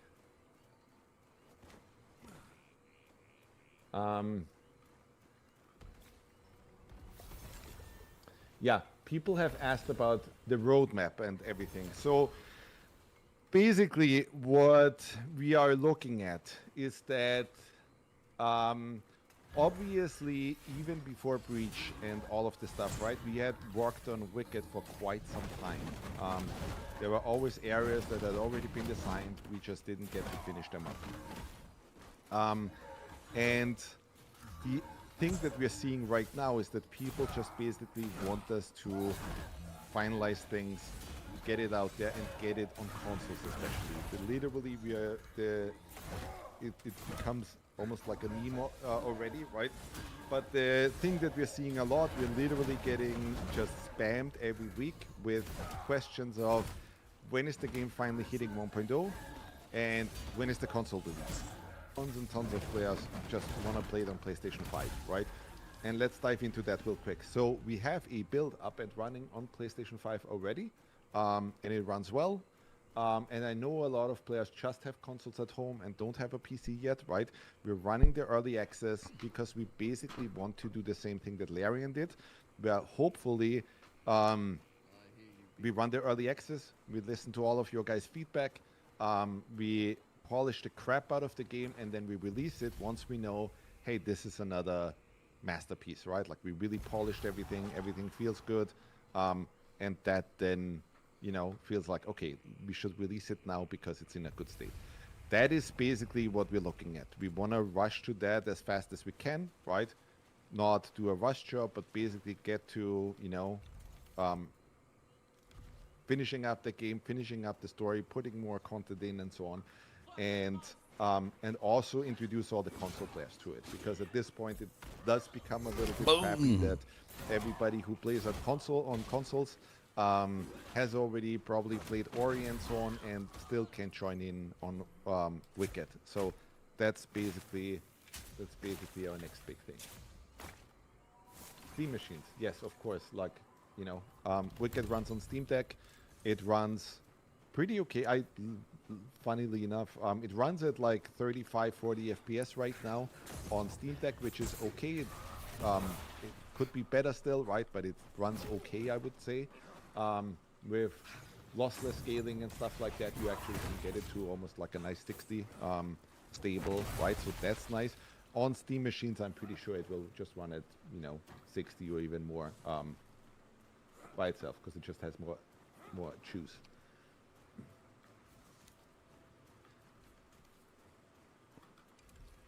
People ask about soundtrack release. I will leave that up to Gareth to announce, because Gareth Coca is our composer. He's very busy at work on all of the stuff. Like, some of the stuff is fucking crazy what we're doing right now. I think once 1.0 hits, you guys will see some of the best storytelling that we ever had in the game, some of the best sequences that we ever made, and I think, you know, without tooting our I'm pretty excited to see how the story progresses. Great thing to achieve. And obviously he's writing all of that music right now, but I'll want him to announce that. Off with the next thing. Oh, we wanted to know this. Well, I wanted to know this. So, we are still in the early access period, and we always, often get people to ask, like, hey, should I already join it yet? Should I play it yet? And so on. And obviously, from our point of view, we think, yes, it's absolutely a good time to join early access. So one thing that we wanted to do to encourage players a little bit is to just add more early access rewards. So that people are more encouraged to kind of like try things out, right? For the early access launch initially, I'll be honest, we just basically added the Serum armor set, and we never really had much there, but we are soon, or that's the plan at least, going to introduce more items so that it feels like, hey, we are giving something back to the people who supported us right from the get-go. So everybody who already supported us from the start will be able to get those rewards, and everybody who's basically joined early access until a certain point and so on will also get these rewards. How do people feel about that? Because I'm a little bit worried about all of this FOMO stuff and so on, right? But we see it like just as a thank you to the supporters. Let's see.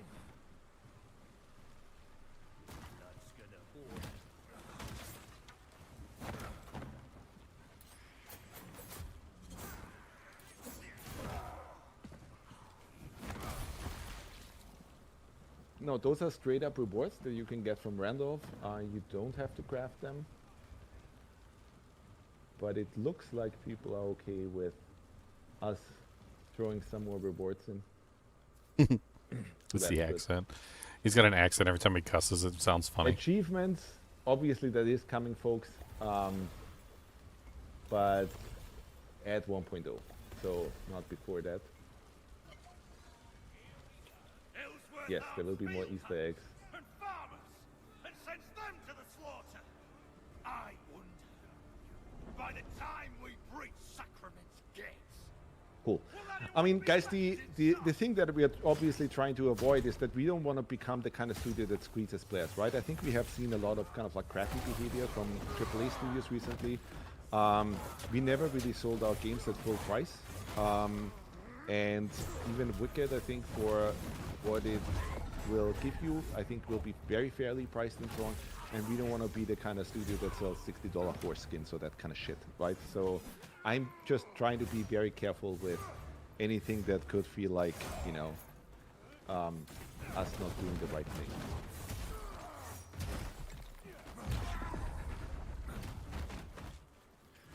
Your Serum armor and any early access reward that you get will always be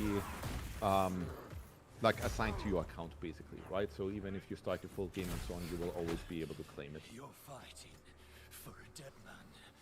Let's see. By the way, I just wanted to mention one thing. You were speaking about the value of the game and if people should buy it yet. I played this game before I actually started working for Moon, and I played it for 150 hours within 2 months or something. And I still play it on my, my time off as well. It's definitely worth it, and that was back then. Now we've like doubled the content or something. And I think that says a lot if the person who does QA, who has to play the game 10 hours a day, then also plays it in their free time. That's pretty crazy. People always think like, oh, you'll get bored of games if you work in, game development, but nah, not really. I mean, I'm the same. I just played it with my best friend, right? And it's just so enjoyable. I think with the class system, it'll also be even more interesting because there's just to some degree, there's also, like, I'm a little bit worried about this thing because the class system does introduce a, fill up the bars kind of thing, right? Because ultimately you're being presented with like 26 classes and like, have you mastered all 26, right? But I also just to research, right, played Final Fantasy Tactics a lot. By the way, came out recently in a remastered fashion. You guys should all play it. It's one of the best games ever made. And I just enjoy that stuff. I just really like it, and I think that'll add a lot of replayability for players. Let's get into questions that were sent in, actually. There's a lot of other stuff that I have on my list that I would love to bring up and kind of like take temperature on, because there's still, like, we're in construction mode right now, like we're still throwing stuff in and so on, and polishing and so on. So I would love to know how people react to certain things. But let's actually see. So, first question here that I have was from Chris Dibley on Discord. Oh, all the questions, by the way, were picked from Discord and they were voted on by users. We just literally did a thing where we just, you know, picked the most voted ones and like listed them up and so on. I'll read up the usernames and the question that they asked and then kind of just answer it. So Chris Dibley asked, I love the beauty of building up Sacrament, but how far are you going to take rebuilding the town? I.e., will we be able to romance other NPCs? How will farming work if it's still coming? And will Sacrament's full completion impact the story in any way?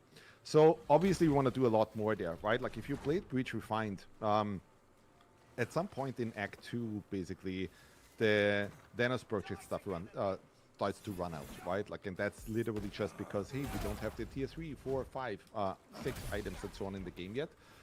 So that'll last a lot longer. And then obviously we want to add a lot more projects and so on.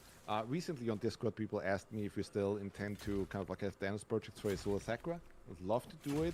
We're kind of like in the state where we have to lock things down and like see, you know, because we want to ship at some point, right? But there's a lot of things planned for rebuilding Sacrament and giving players more choices there and making that really, really cool. I really like the Danos project thing. I know there's always been discussions about the timers and like how long things take and so on. And by the way, that's another thing that we tweaked a little bit. But yes, there's a lot of stuff that we want to do there. The farming, I explained it before. It is pretty simple. It's still coming. It's still very much planned. Basically what happens at 1.0 is that Sacrament becomes even bigger. A lot of the places that have been locked off for now in Sacrament will not be locked off anymore. And those places include all the farmhouses. So it's very much like Stardew Valley in that sense, where you just basically buy a house, kind of like more on the outskirts of Sacrament is where they're usually located. There's one kind of like overhang in the cemetery as well, and so on. But you'll basically be able to purchase farmhouse, and what differentiates the farmhouses from the normal houses is that they have farmlands. So basically plot where you can, do your thing. So in the tools, we have watering cans, for example, and hose, right? So you need to first plot your land. Then there's Willem, the farmer, that'll be introduced in Sacrament. You first have to, like we have a little NPC quest there where you first have to rescue him from the Black Trench, and then he will be in Sacrament and he will sell some seeds to you and that kind of thing, right? And seeds will basically become random drops. Then you just basically do your Animal Crossing Stardew Valley kind of thing where you plot your land, put seeds in, make sure that stuff is watered, or hope for a rainy day, which is also nice.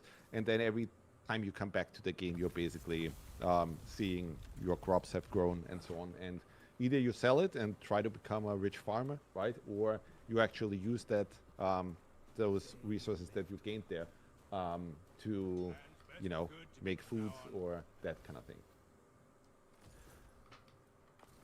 The next one by Ardam. Probably food. Alexander. By the way, I'm very sorry if I butcher these names, but sometimes they're not easy to read. Ardamonov Alexander asked, will we see snow in Sacrament for Christmas? So I said that recently. I'd love to see seasons, and I don't mean ARPG seasons, right, necessarily, but actual seasons in the game. The problem that you always have with ARPGs is that we are trying to make every area feel very different, right? So there's this whole Frozen Peak section in the game that is basically snowy at all times and so on, right?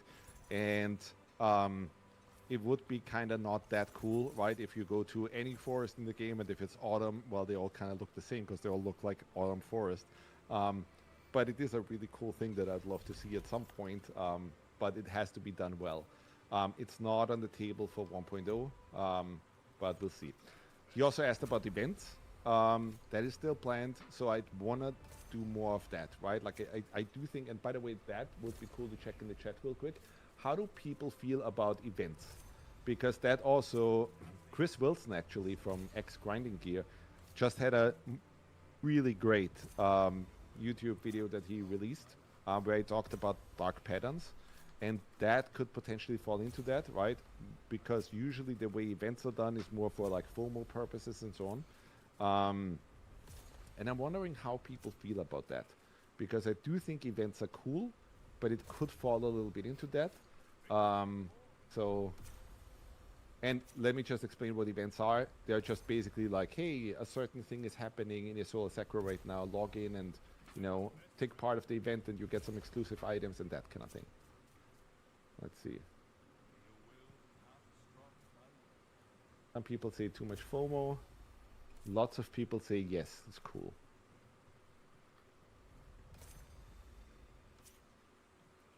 Sorry, how are you doing in the meantime? Yeah, we're just check in the chat. rolling our gear up.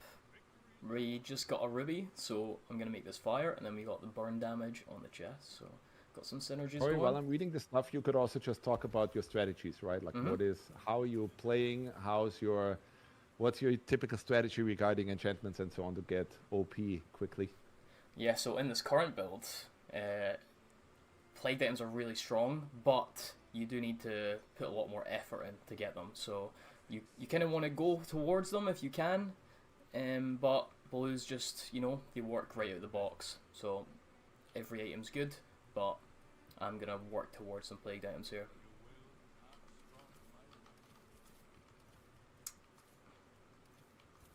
It's hard to capture it, but I would say it's like 50-50 or so on the event stuff. So I'll probably do a separate poll on Twitter, because let's see how people feel about it. Next question. This one was sent in by Nocturne. Would you consider implementing a 3D model view at some point, maybe as part of the bestiary? The design for enemies is so good, it would be amazing to be able to zoom in and really see the detail in them. So, we will have the compendium. And what a compendium does and is basically is it's almost an in-game wiki, where you always kind of like we always wanted to have something where you could always check back on, you know, items that have already dropped. Where can I find those? What are they? What was, you know, where are they found? And all of that kind of stuff. Even tutorials, right? Like, hey, if I didn't grasp a certain concept, we always just wanted to have a simple menu where it's like, hey, I can quickly read up on all these tips and tricks and so on. And that can be kind of nice. There's already, like with if you do have a loading screen, if you do use a whisper, there's always every now and then, like we show you some tricks there anyway, right? But it would be nice to kind of like just have a menu where you can read everything. And obviously you could see the enemies there as well. Right now, I think they are a 2D representation. We would have to see what that means for our loading times and all of that if it's 3D. I'd have to discuss that with our tech team. So I don't have the perfect answer for that yet, but it was a pretty good question to bring up the compendium. Let's see. We have next question from Zenith 7301. Any chance in the future for themed housing? A nice little tree trunk mushroom house for druids, a serum themed chamber, temple house themed, temple themed house. Dasha themed house, options for architecture that accommodate different classes for cultural fantasies. Obviously that came up a lot internally. We don't have that yet, but it would be really cool. We don't have that necessarily planned for 1.0, but let's bring that up as well, the whole 1.0 and kind of like future stuff and so on. So obviously, as I said, we want to get to consoles and that kind of thing and make sure that console players don't scream at us anymore as quickly as we can and basically finish up the story, give people more content and so on. But that does not mean that we will not do updates anymore, right? And I think that's in kind of like a tradition for ARPGs, right? So when PoE 1 first released, it wasn't the PoE that it was years later, right? And I think that's a good thing. I always like, even back during the Ori days, we always had this whole dread of the one release date where everything had to get in, right? And our designers were always like, you know, at some point we always cracked down and we're like, hey, look, that feature or those levels that you implemented are really cool that we like them. And we have Casca in the Discord still giving us shit about the Gore-like mines and that we had to cut them, which we actually showed in that trailer once. And that always was really hard on us, right? Because you would literally throw out months and months of work simply to get the game done at a certain point, and you had to cut content and so on to make that work, right? With Wicked, we basically took a different approach. We wanted to craft a game where we could add more content and just go crazy and listen to the community and add more things even after the initial package that we released. Obviously, that package that we released, that we put on consoles, that is the 1.0 release, has to be fucking fantastic. Already has to be, well, live up to the expectations that people have for us. But I think the idea was always marvelous that we could then still go in and squeeze even more fun out of things, because that's ultimately what designers always want to do, right? And that is very much the plan, that we still will keep going and so on.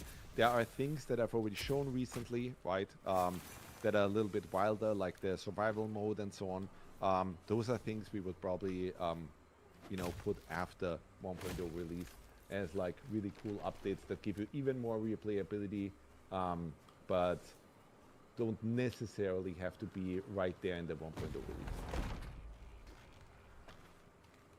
Next question by Cyro was, is modding support planned or considered? So this came up a lot, or always comes up, right? And right now the answer is basically not really. There are people who are modding Wicked already, right? But it's not easy. We do not have plans that we put editors out there and that kind of thing. Wicked is built on a fairly complex networking system. And we made that decision from the start. So even for the single player, even for what you played right now, Wicked has always ran on a very sophisticated rollback network code, kind of like network engine, right? And that makes everything a lot more complex. Meaning, when we went from Ori, which was just a single player game basically, to Wicked, everything, even for our programmers and so on, became an order of magnitude more complex, simply because it was built around a full networking engine. And I think if you just throw that to modders, it would be difficult for them to kind of like grasp that and so on. And modding support isn't something that you usually want to throw in, kind of like that you can easily throw in after, but we'll see what happens after 1.0, right? If Wicked becomes the huge success that we all hope it will be, well, the sky's the limit, right? Like, we obviously want to keep supporting Wicked for a long time to come. And if all of that support comes from us, He almost fell off. then I think that's good. If we at some point see, hey, let's open the floodgates, that could be interesting. Next one. Oh, interesting. That one also was by Arda Monov Alexander. Will there be an option to return accidentally sold items to the merchant? And will there be a feature to block items from being sold? So this comes up a ton. Obviously, we have not fixed it yet, even on our current builds. But we are... we have looked at this and have discussed kind of like how we want to do it, right? It's not that easy for multiple reasons, but we will look into that, because we did get some reports from people that upgraded their items and so on and then accidentally sold it.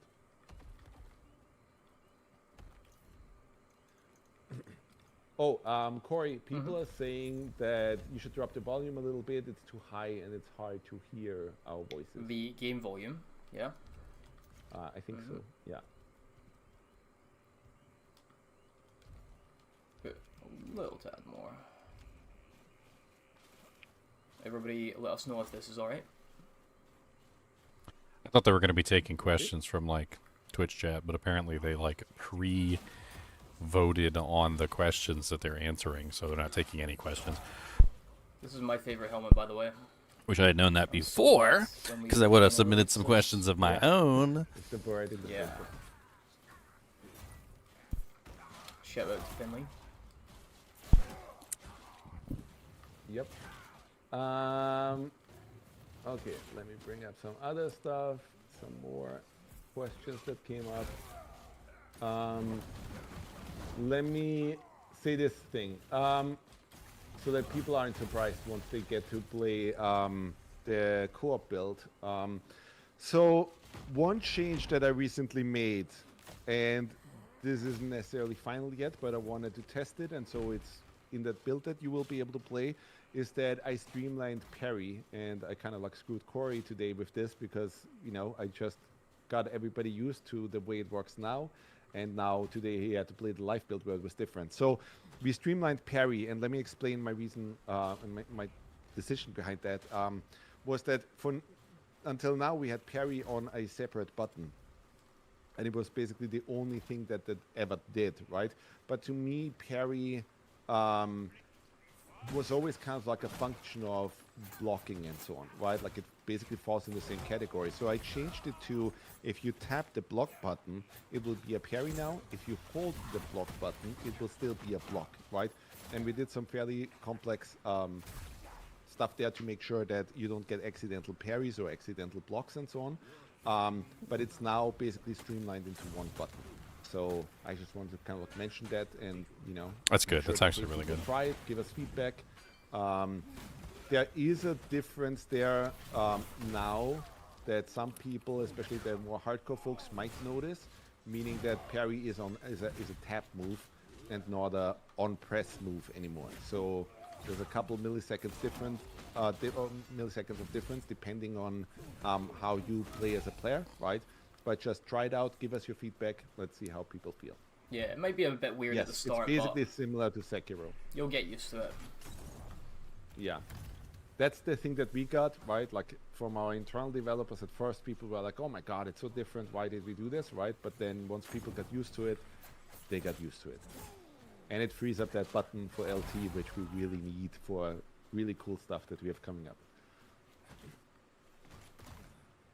There's lots of changes on parry, by the way, anyway, because I had my fingers in it, right? And I wanted to kind of like, you know, perfect it a little bit. So yeah, please try it and let's see how we feel. People are asking about bow. Bows are different now. So bows are not offhand items anymore. It's another thing that I want you guys to try, right? We turned them into two-handed items. That means they're now fully supported weapons, so you can make archer builds that are fully supported, where if you use a bow now, you don't have to hold LB and then have arrow always being assigned to the X button. Now it's literally just you press the X button to fire an arrow, and that's it. So basically all the archer folks will be, I think, quite happy about that. That also means that you can have now 4 runes on bows and not 3 anymore, where 1 was basically just the default attack and so on. So I think the ranged players will be very happy about that too. I think I found the questions. Okay, so those 2 things. Let me bring up a big one. So this came from me. It is something that I wanted to talk about because it might strike people as a bit strange. This is not gonna be in the upcoming core build yet. I will turn it off for now because it's not, like, I didn't get to time to fully polish it yet. But I wanted to bring up a system that I call the call-out system. And basically what that is it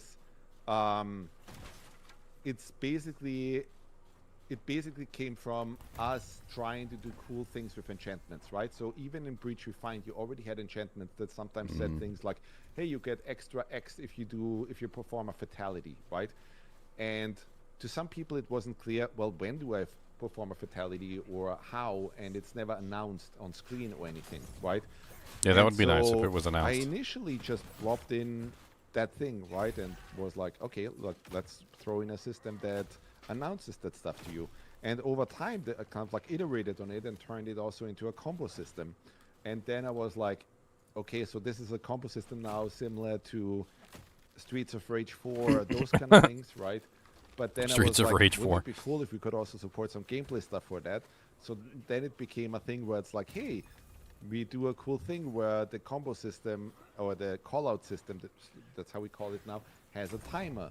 And it basically just announces cool things that you did, right? Like, so if you perform a really cool sequence and so on, it announces those things and it rewards you for it, right? It counts up the damage, and then basically does things like, you know, there's gonna be enchantments where it's like, hey, the combo rewards turn to like health for something, right? Meaning there's a calculation there where we basically just look at how much damage did you deal, and if you have that particular enchantment, it calculates it down to, oh, you get a health bonus, right? Or you can turn that into focus, or buff, or that kind of thing, right? But we basically just want to introduce something that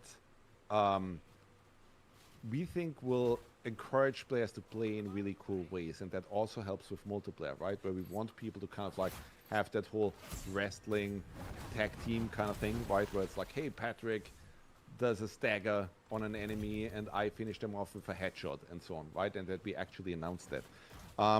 And I know people have heard me say a lot before that Wicked is basically, like, the combat system is very close to a fighting game, right? The way we set up our combat system and so on is basically like a fighting game, which is also why I think that our PvP stuff is going to be really cool. And fighting games PvP after kind of stuff? like, or with Super Street Fighter 2 and so on, always introduce these combo systems that just announced cool stuff and so on, and gave you that little extra bonus, or that little extra, juice when you perform cool things, right? And that's basically where all of that came from. So I just want, like, obviously that does mean there is more stuff on screen. And that's the thing that even internally, our developers were a little bit like, oh, but Wicked is quite a beautiful game. Do we want to really risk having more UI on screen and so on? But that's something that I really want people to try out, because it does add more juice. And there is something nice about, getting that nice endorphin rush of like having performed really cool actions and then finished off that whole combo with a fatality and, like, feeling like super accomplished from that. I know games like Souls and so on don't do it, right? But I don't think we should get stuck on what other games do or don't do. I think we should just try to always squeeze the maximum amount of fun out of everything. So let's see how people react to that. I can see the community having like competitions for who can get the highest damage on the meter as well. Stuff Yes, like exactly, right? Yep.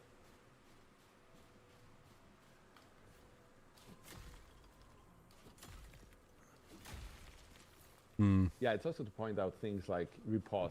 And Not a so big on, fan of or fighting they games, to ruin be perfectly riposts honest. Or those kind of things, right? Arena shooters did a similar thing in a very effective way, right? Where it was just double kill and, headshot and that kind of thing. And it just, if they wouldn't have had that, I think there would have been a little bit less juice. Obviously, we don't try to not be as garish as that, because that was very 90s. And yes, it has to be subtle, of course. It can't be ultra combo. Why not? I like ultra combos. Ludicrous kill. Monster kill. There are people are asking about loot and chest placements and so on. There's lots of changes that we have planned, but I would keep that for later, so that we have a more kind of a concise pitch. We'll see it soon enough. I think people are just marveling at Corey's skill. Are people people give me some compliments, are they? Well, they like your helmet, so there's that. Well, that's all I need, to be honest. It's my favorite helmet as well. Is that a bird in there?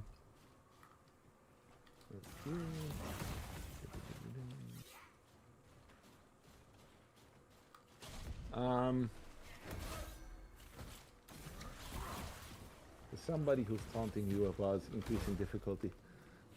I mean, we can increase the difficulty if you want to. It was just kind of Let's let people vote. yeah. Should we increase difficulty? Let's see. Because people are always saying that Wicked is a really difficult game. How do you feel about that, Corey? It can be. It's like you can almost pick your own difficulty, a little bit like Elden Ring in a way. Like, you'll see me pre-buff before bosses, but some people, just don't want to do that. It's like the Skyrim thing where people hoard their resources, right? But Okay, everybody says increase difficulty, all so right. yeah, go ahead and do it. Okay. I guess I'll kill this guy and then we'll do it. Pico in chat is saying Wicked is easy now with the gracious XP. I agree. We did tweak the XP curves quite a bit. So again, in the upcoming builds, please let us know, right? And mainly, we introduced a curve basically, right? Because I felt like, I mean, I played many times through now with many characters, and I always felt like there isn't enough of a difference between me leveling from something like level 23 to level 24 to how much time it took from like going from level 10 to 11 or something, right? And I do think as we increase, like obviously there should be quite a difference there, so that it feels more rewarding every time you get a level, right? And it really feels like, yeah, that was an accomplishment. Without making it feel too grindy, obviously. Alright, let's increase this difficulty. Yep, do it. More XP for me.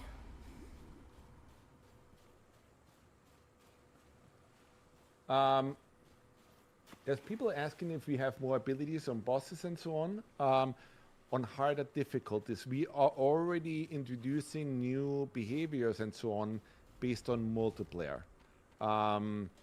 Obviously, we could easily flip that switch, right, and say, yeah, in single player, if you play hard, let's just let the enemies also do that. But for now, I just want to see kind of like how do people feel about that, right? Like once you play, even just Warwick, right? Like if you play with 3-4 players and so on, you will suddenly see bosses perform things that they didn't do before, so that they can smartly react to other players and, you know, surprise you again.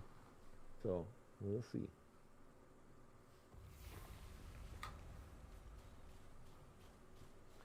Let me go over the list again.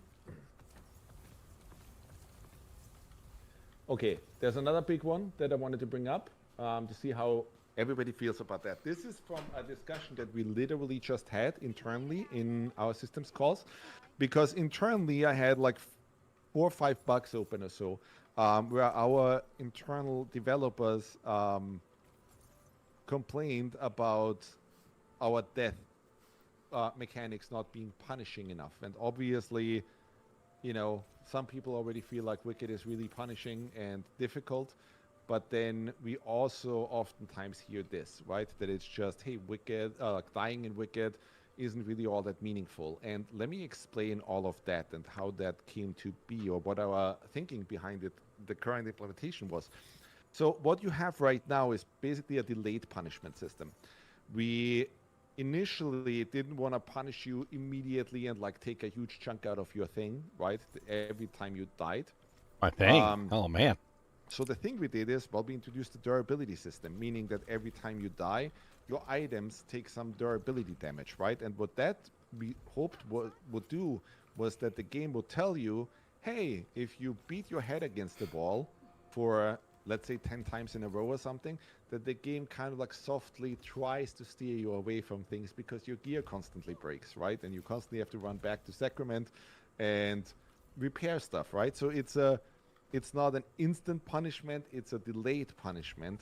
But I don't know if people really grasp that, and if they think that actually made sense, right? So the thing that we had been discussing is, well, what are other things, or how could we do it in other ways? And one of the things that came up, obviously, that always comes up when we discuss those kind of things, is corpse runs.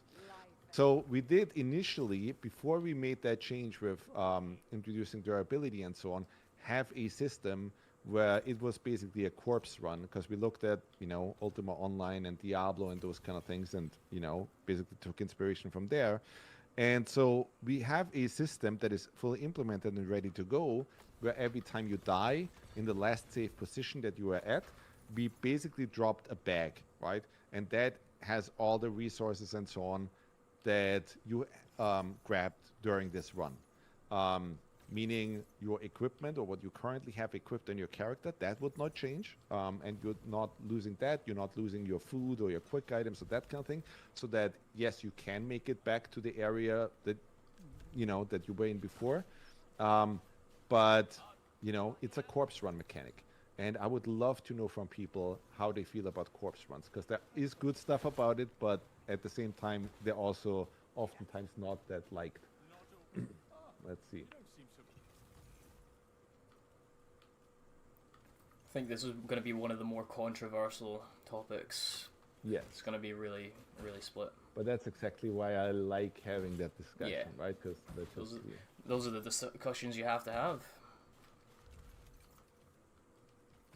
I mean, I'll be honest, from a developer's perspective, I kind of like the corpse run thing, and games like Hollow Knight and Silksong just now did it and so on, right? Simply because from a, there is something nice about that moment when you die that you're like, oh, but I can't quit now. I have to first get my stuff back. And then when you get your stuff back, you're already like, oh, but now I'm back again, right? And I want to, go here now and do that and so on, that kind of thing. But there's lots of people in the chat saying they don't like corpse runs.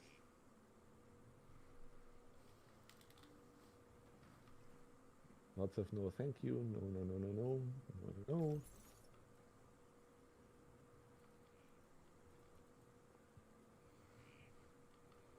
So does that mean you guys are okay with the current system where it's just we are, punishing you through time and every now and then cost, instead of doing the corpse run thing?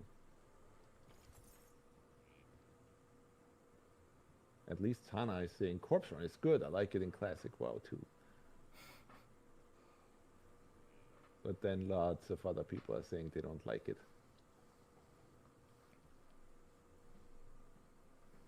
And just to clear up, by corpse run you mean something happens and you need to recover something. It's not just you walking back to where you died. Yes, exactly. Like basically your current stuff drops and then you want to recover it. Or you say, well, damn it, I didn't get that much cool stuff anyway. I'll just leave it be. Make the world your weapon.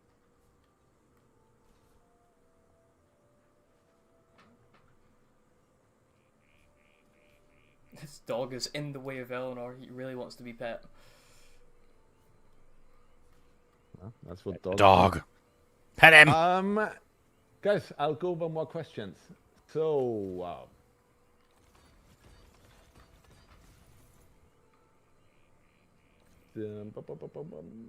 please stop. The next one was from, oh, Jesus Christ. Rodrigo Kiwi asked, since we will no longer have stat distribution, how do you plan balancing equipment weight? How will players be able to switch between fat roll, medium roll, and dodge? So that's a good one. That's something that we're still discussing. So obviously with the whole class system or job system change that is coming in, this has been a topic of discussion. So, and we are not final on this yet. Like we created these traits where it's just, hey, like your equipment load goes up, that value just goes up, right? That kind of thing. We could also just give it to you straight, right? That it's just, hey, if you want this trait, it's expensive, but then you get, quick step and so on, but it has other, it comes with other issues, right? Like if you pick that, that kind of thing. That's still open for discussion. So we're still, like, this is one of the things that we're still finalizing there. Would be good to get feedback on that once people actually try that system. Next one from L4RN, Lauren. Would it be possible to give the difficulty levels more weight? For example, trophies from bosses in hardcore mode, or even better, equipment that only drops in hard or hardcore mode. It should feel more rewarding to play at a higher difficulty. Corey, how do you feel about that? I do like it in other games where you get like unique stuff in hard modes. It means that I really want to play the hard mode. I usually do anyway, but it just gives it that extra, like, oh, I play in hard mode and I just get this extra thing that I wouldn't have got.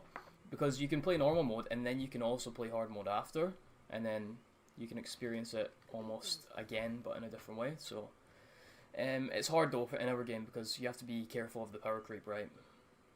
Stuff like that. If you get trophies, is it just going to be vanity, or is it going to give you something? I think with achievements, we're definitely going to do that, right? There are certain achievements you can only get if you don't play on easy, at least, right? That kind of thing. Yeah. Or certain achievements that you can only get if you actually finish or do stuff on hard mode. And well, the other thing that we never really quite liked, right, was the XP change in hard mode. So we'll definitely do something there to look at that, because it kind of like creates a weird dissonance right now where you're playing hard mode, and like the initial thinking was that, hey, we wanted the game to kind of like reward you a bit, but I think XP wasn't really the right dial to use there. Can always chop and change things as we go. Until 1.0 at least. Yeah, that's the thing that I'm worried about. If you actually change the loot on hard mode, right, then everybody will be compelled to play in hard mode, especially if you get some really cool items only on hard, right? And then it's almost like, well, there is no difficulty mode, right? Because everybody then has to play hard mode. Or really wants to. Then there becomes a market to trade for the hard mode items. Regarding console releases, I already said before, we have built up and running on PlayStation 5. But obviously that is being, like we only do that at 1.0, and we will have to wait until we have more concrete info on that.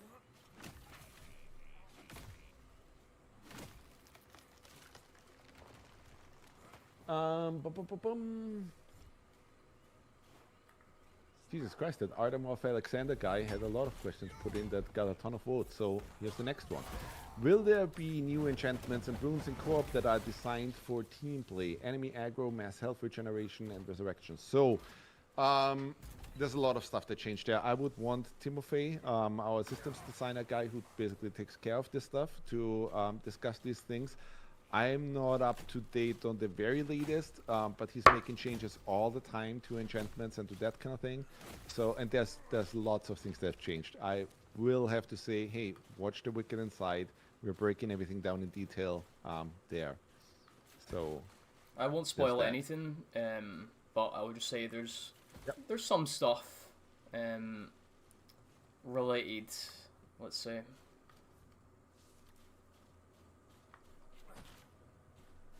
So the next one, Lev N. Will legendary unique weapons be reworked as it stands? Only a handful of them are better than cursed weapons. That's not necessarily a bad thing. Our thinking with uniques is that, and I don't think they're in a perfect spot yet. So yes, I do think we'll rework them some more. But the thinking behind it all is that there shouldn't be one rarity that is automatically better than another. Meaning that, hey, if you want to play with magical gear, right, with all blues and so on, that should be a viable strategy. If you want to play with purple, plagued gear, that should be a viable strategy if you are willing to kind of like take the downsides. And then the unique should introduce whole different ways to play, right? And that's where I think we still have work to do. Because we need to introduce some, mechanics that we always wanted to get in. That's not quite there yet. So there's definitely some work that we will do on that. There's also new rings and that kind of stuff, but yeah. Next question was by Xhorn. How will the equipment and dodge systems work with the new classes? I kind of explained it already. So that is still being discussed.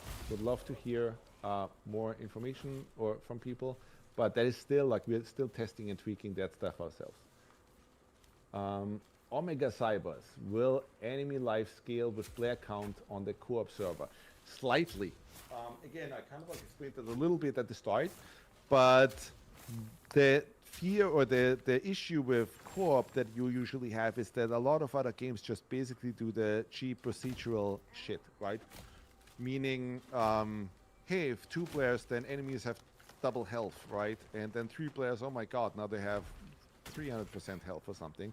And we didn't want to do that, because ultimately what happens if you just do that, right? And that's also how a Diablo gets to crazy amount of difficulty levels and so on.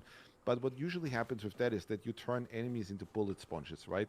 And there is something to be said about moment-to-moment gameplay and like time to Diablo kill 4 and that has kind of thing, many right? bullet Still sponges. Always, at every point, challenge needs to feel juicy and satisfying, and shouldn't just feel like, well, like I just have to repeat basic actions again and again, and I'm kind of like just cheesing the system at this point because I already know how these enemies work and so on, and it just becomes a battle of attrition, that kind of thing, right? So what we did was really, like, apply the same quality standard that we put into single player into multiplayer as well, meaning we kind of have to design levels multiple times, right?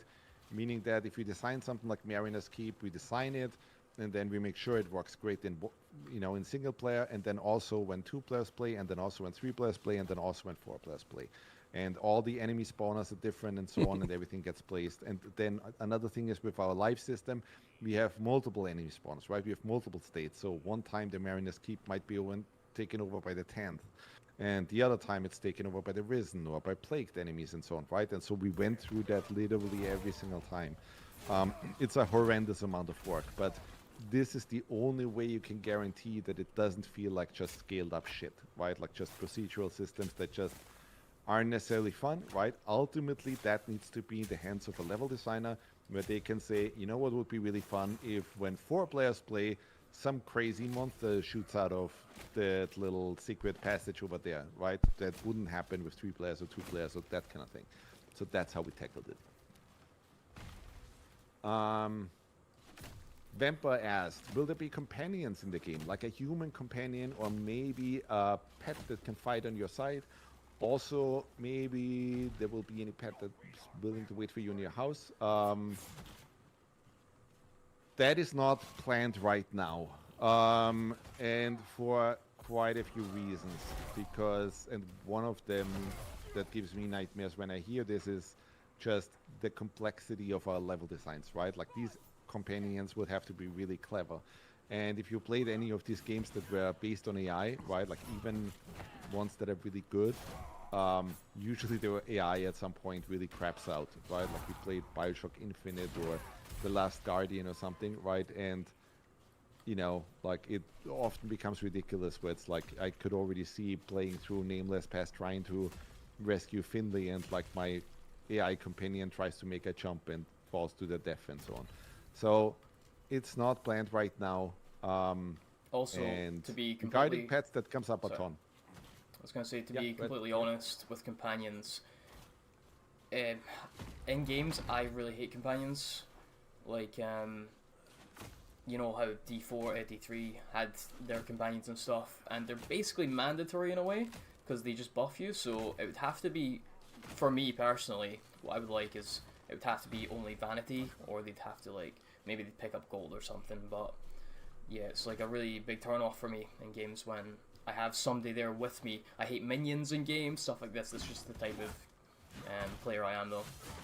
So, yeah, there's that as well. I think you're not alone there, right? Like, there's a lot of these quests usually where it's like, hey, guide this AI companion from point A to point B, and undoubtedly every single time it becomes a, like, oh my god, why are these enemies or these allies so stupid, and that kind of thing, right? I just want to play my game.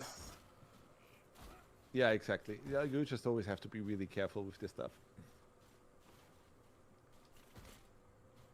Well, the necromancer thing is a different discussion, right? Like, it's an ARPG we're talking about, so yeah, we'll see.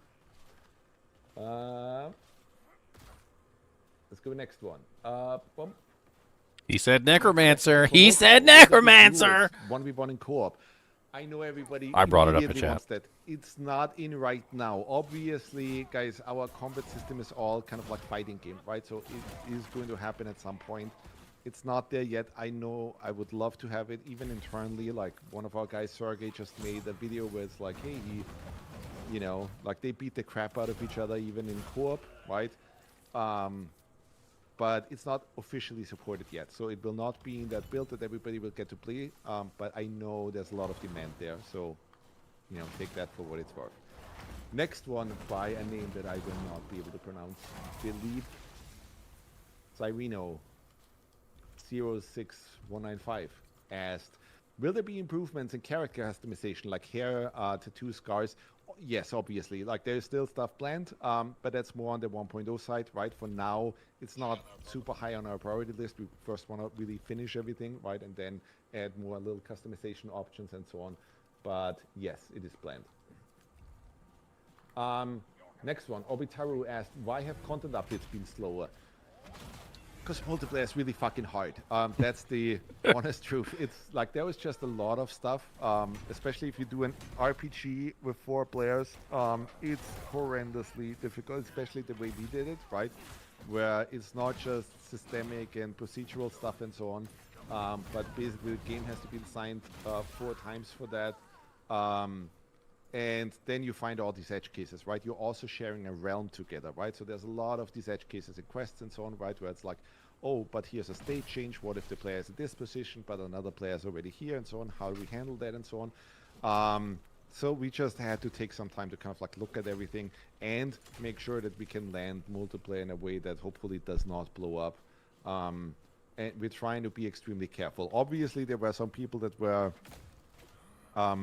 concerned with Breach, right? Because we released Breach in a state where the balancing was a little bit off, and we got so much negative feedback. So we just basically tried to kind of like take a step back and say, guys, the next thing that we release, like we'll probably have to QA it all, we'll do PTRs and so on before we make it public, because even though the game is in early access, I don't know if gamers understand sometimes what early access was supposed to mean, right? So we're just trying to make sure that, you know, we get something out to you folks that is polished, and that just took some time, especially given multiplayer. I think once multiplayer is out, you will see more rapid releases from us again, hot fixes and that kind of thing, right? But landing multiplayer, I think we have to be very careful. None of us want an Era 37 kind of thing happen. So that's why we're very, very careful with things right now. Then Silverblade 56 asks, any plans on making time of day and game effect gameplay more? Yes. Day, night, and weather seem only cosmetic at the moment. Yes, so absolutely. That is something that I always wanted to, we obviously always wanted to do. It is, like, the reason why we put it in is because it's already nice, even if it's a cosmetic thing, right?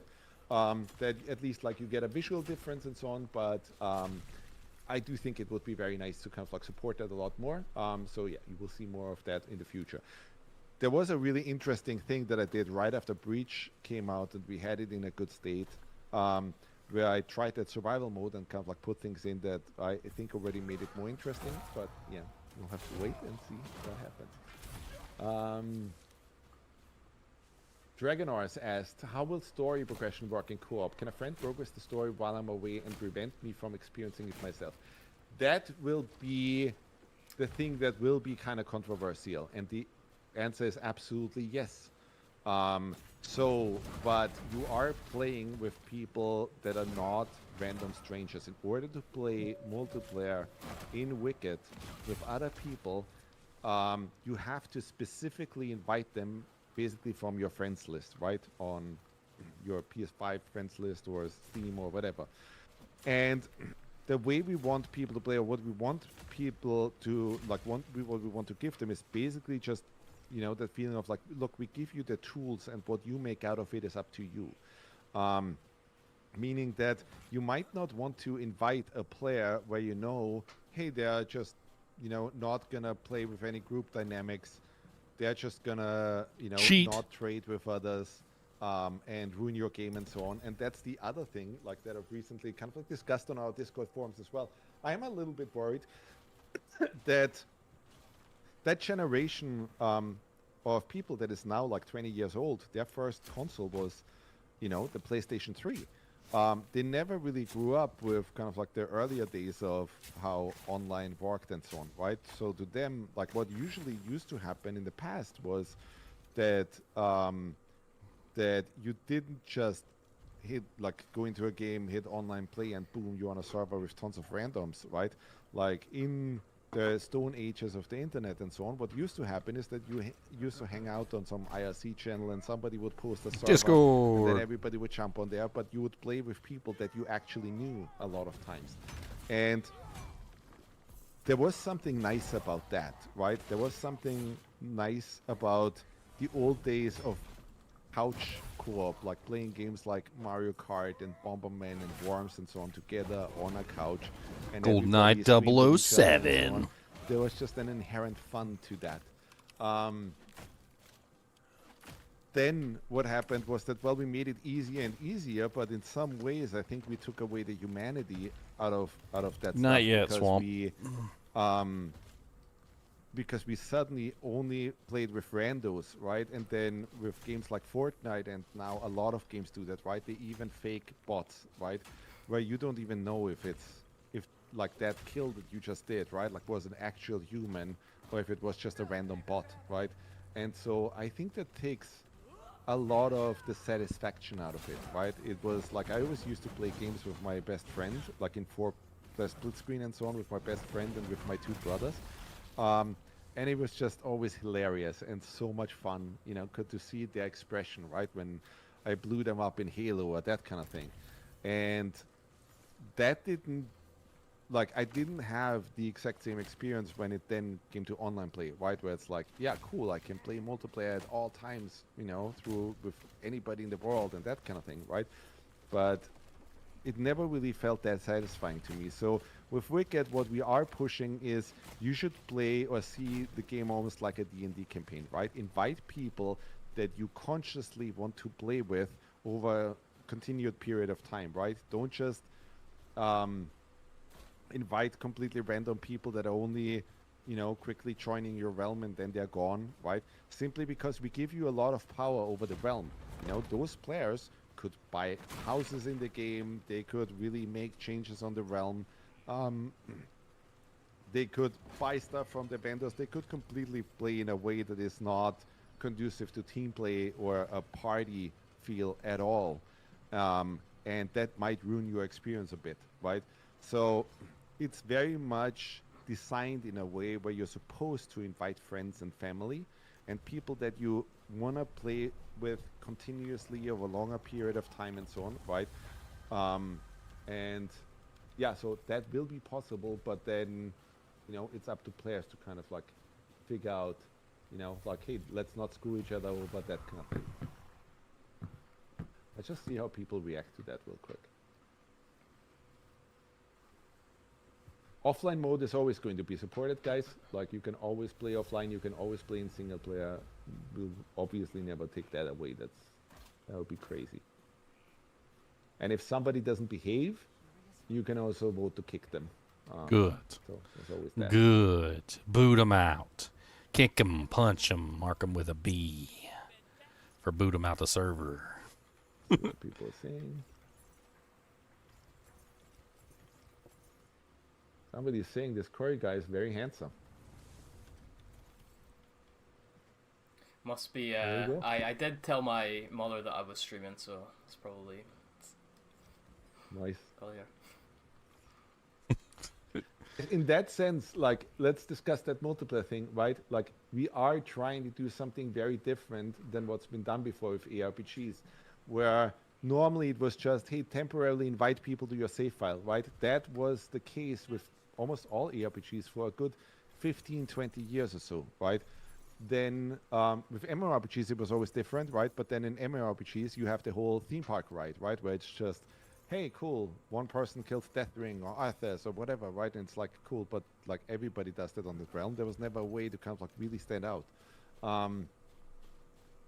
And there was like, I really wanted to always have that kind of experience that even Blizzard North talked about, right? With the BattleNet towns and that kind of thing. I think they had a lot of ideas that they never really got to realize because they get shit canned after some time. And I always thought it's fascinating to kind of like really start to realize those ideas.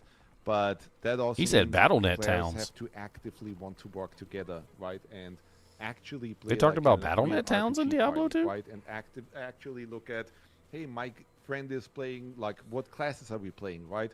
Somebody is playing the archer, so I'll do warrior, and then the other guy comes in with cleric so they can heal us, right? And so on. We want those kind of interactions. We want the interactions to be meaningful. We just put out this dev blog that we got some shit for because we kind of like wrote about this in a somewhat flowery language, right? But we said, you know, hey, we want this stuff to be meaningful. And to some degree, I think people will only be able to understand this once they actually get their hands on it and really play it and really understand that, hey, you're playing Wicked now in a different way where you're invested into your realm and it creates different group dynamic if you're all sharing the same world. If it's not anymore, just, hey, Corey, want to play? Yeah, cool, drop on my save game, and then he drops out. Or you do the old Dark Souls thing of like, hey, want to play together? Yeah, but that doesn't quite work because I can only join you in a boss battle or that kind of thing, right? So we're trying to create something very new there, and I'm sure we'll get a bunch of shit, and I'm sure we'll get some stuff not right. Big cusses all the time. Please just tell us, right, and we'll fix it. He's hilarious But too when he I'd does it. much rather try to do something new and innovative and push the status quo forward than just to have the same exact multiplayer still, that old host and guest model, or some like, hey, let's stream tons of players into your world, and now 30 players and 15 bots shoot at some enemy, and I don't have meaningful interaction with them, and I still feel lonely playing with 50 people in the room. So that's the idea.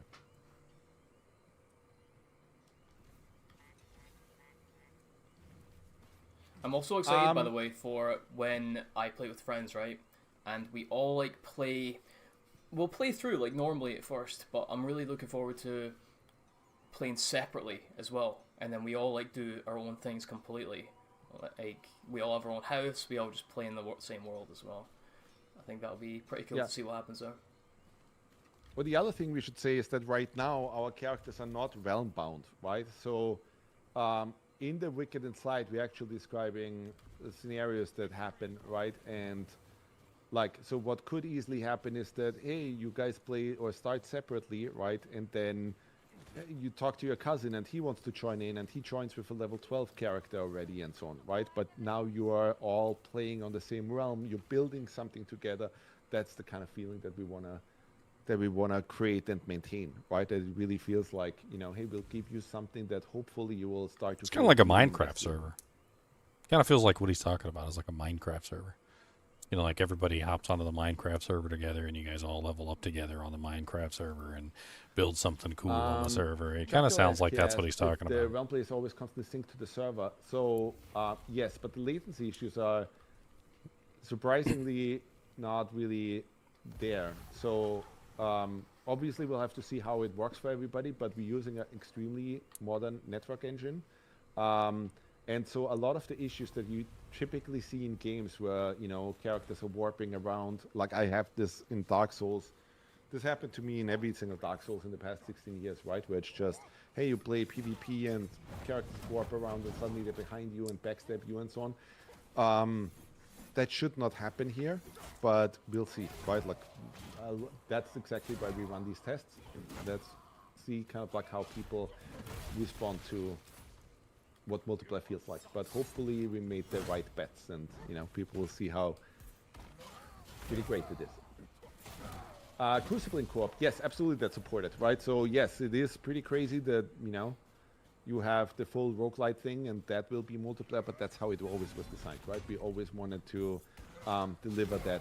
And same thing with farming game, right? Like once we introduce the farming mechanic, suddenly you have a multiplayer farming game, which is also pretty nuts. But that's the nice thing. That's what I always loved about Wicked, that we almost saw it as a platform where we just throw a lot of stuff in and mold it and then introduce new elements and can keep perfecting, right?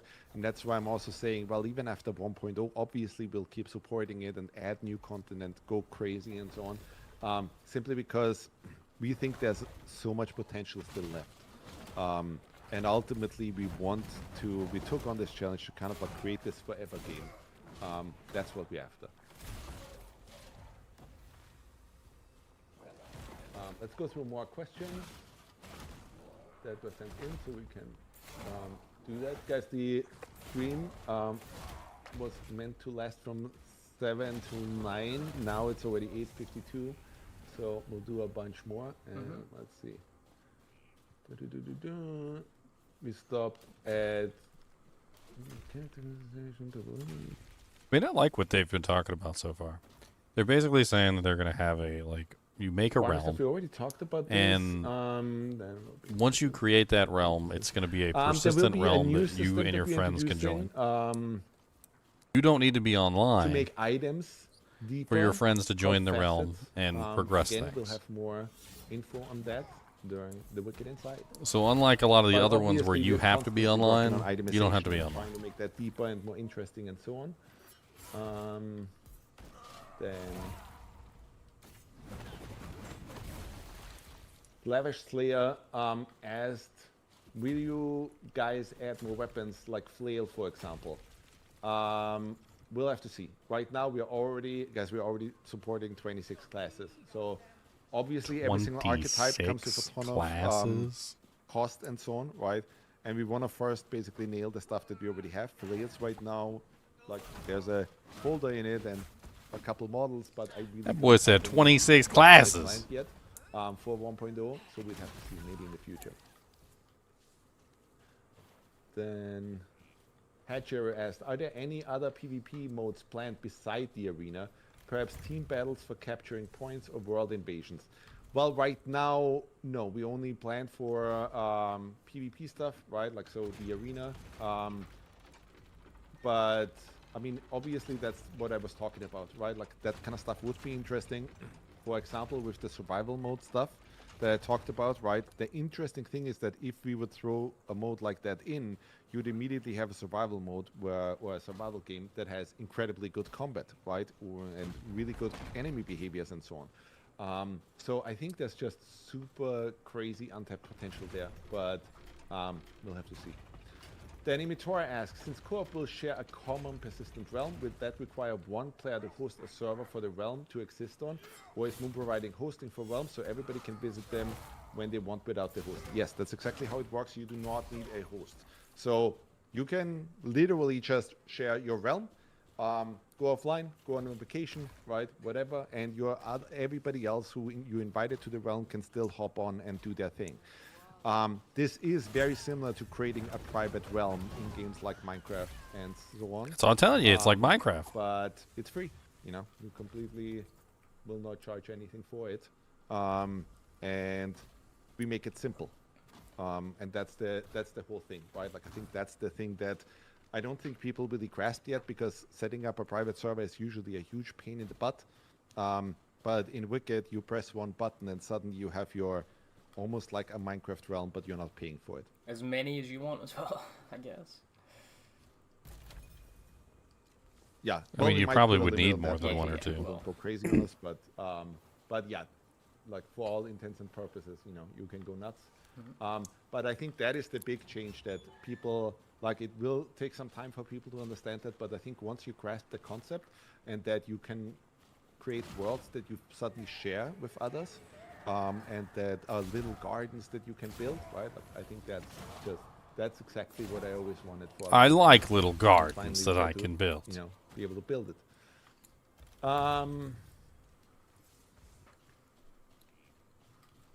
Omega Cybers asks, will the class update update alongside the co-op update? No, we are still tweaking the co-op stuff quite heavily. There's still a lot of runes stuff that I have to do for the classes, so no, time-wise that does not pan out that way.